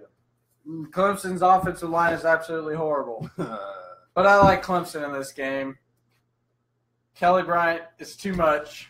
If he goes down, it's done. 35-24 Clemson. Woo! It was by 11. Oh, my goodness. In North Carolina State. Okay. 2 years ago, this game was amazing in North Carolina State, yeah. even with Deshaun Watson there, too. Second game, you guys like to not think Miami's overrated. We got Virginia Tech coming to town. Virginia Tech at Miami. The U. Oh, please. Come on, man. I think Miami's back, baby. Miami's back. I think my cousin's on the team. Wearing number 22. Check him out. I think Miami's going to win. Miami is overrated. I told you that before. They do not have a big win on their record. No. Where's the big win? Virginia Tech. Only loss? Clemson. Who's looking at being a playoff team again? If they run the table, they're a playoff team. VTech to me is the second best team in the ACC. Oh, man. How are they not? Well, I can't argue with it, but I'm going to just tell you this. Go ahead. The U, okay? At the U, that's the worst home crowd in Power 5 football. Everybody knows that. You have too much to do in Miami. Yeah, Miami 24, Virginia Tech 14. VTech 31-21. Ooh, VTech, Miami is not as good as what people think. Yeah. That offense is struggling. It is struggling. They look like they're undefeated. Yeah, they're undefeated, but they're only putting up around 20 to 30 points in between them. They show the world. Okay, they're gonna show. This is the game that they have to show people that they are back. Yeah, and they will. And they will not. They will. And they will not. I like Miami in this one. I think my surprising team, VTech, shows up. Go ahead. I like Miami in this. They're at home. They're coming. They are obviously undefeated, so they're just going to keep fighting hard to keep that streak going. So I think they don't roll over VTech, but it's a close game. Oh no, it's going to be really, really grinded out type. It's going to be. Go ahead, Carvel. Nope. VTech wins this football game. You got to think he's wrong a lot, so he. I'm not wrong a lot. Most of the time. Oh man. Oklahoma at Oklahoma State. Game of the weekend played at 2:30 in Stillwater. Ooh. This game, I had to go out on a limb to choose who I wanted to win this game. Yeah. But I had to go with Oklahoma State. You're at home. I like Mason Rudolph when he's at home. OU's defense is surprisingly weak. Yeah. Oklahoma State's offense is too much. Yep. 52-45 Oklahoma State. Very high scoring. It's a shootout. 52-45? Shootout last year, shootout again. Wow, okay. I'm going to take, Oklahoma State. Yeah, Oklahoma State. See, I'll probably have to take Oklahoma State. I'm not a 38-33 or something like that. Yeah, it's going to be a close game. I'm not a huge fan of I'm not really a huge fan of Oklahoma, so I don't think they're going to pull it off. Mason Rudolph's a heck of a quarterback, so yeah. He just knows how to go out there and get the W. But Baker Mayfield, I hate to admit it, he's a great quarterback too. So it's just going to be a great game, honestly. Basically, it's honestly because the offenses are both good. It's basically just whose defense is going to be able to withstand which quarterback. So exactly. It's a good game. These guys are basically battling who wants to go to the Big 12 championship. Absolutely. This is it. This is their game. Because both teams have one loss. So, one loss. Yep. So that was my man. One amazing episode of the Undefeated Sports Talk. 2 hours and 42 minutes. I want to thank everybody that would stand and watch the entire episode. I knew it was long, but we had plenty to cover. We were out that week. We are actually going to be out again, so we'll be back 2 weeks from now. Me, Mario Clark, and Leon Hurst are traveling to Nashville, Tennessee to watch the Tennessee Titans live play the Baltimore Ravens. Yeah. And I'll be seeing the Huskers. He's staying in Nebraska. I'm staying in Nebraska. Next year he's going on some trips. He's going to be going on some trips. Oh, yeah. I'll be there. But once we return, we're going to continue talking about college football, give you our reactions to college football week 11, more NFL predictions. Remember to follow us on Facebook at Undefeated Sports Talk Show. You can follow us on Twitter as well at undefeated_T_M. Subscribe to our YouTube page or YouTube channel. And then I know you all can see that like button at the bottom of that video. Make sure you hit that like button, and especially you YouTubers, hit that subscribe button as well. Just contact us, comments and questions on the Facebook page or YouTube. Whichever one you want. We want to answer them. We want to see what you got to say because that even makes this show even more interesting. Let us know what you think. But that's it. Talk to you later.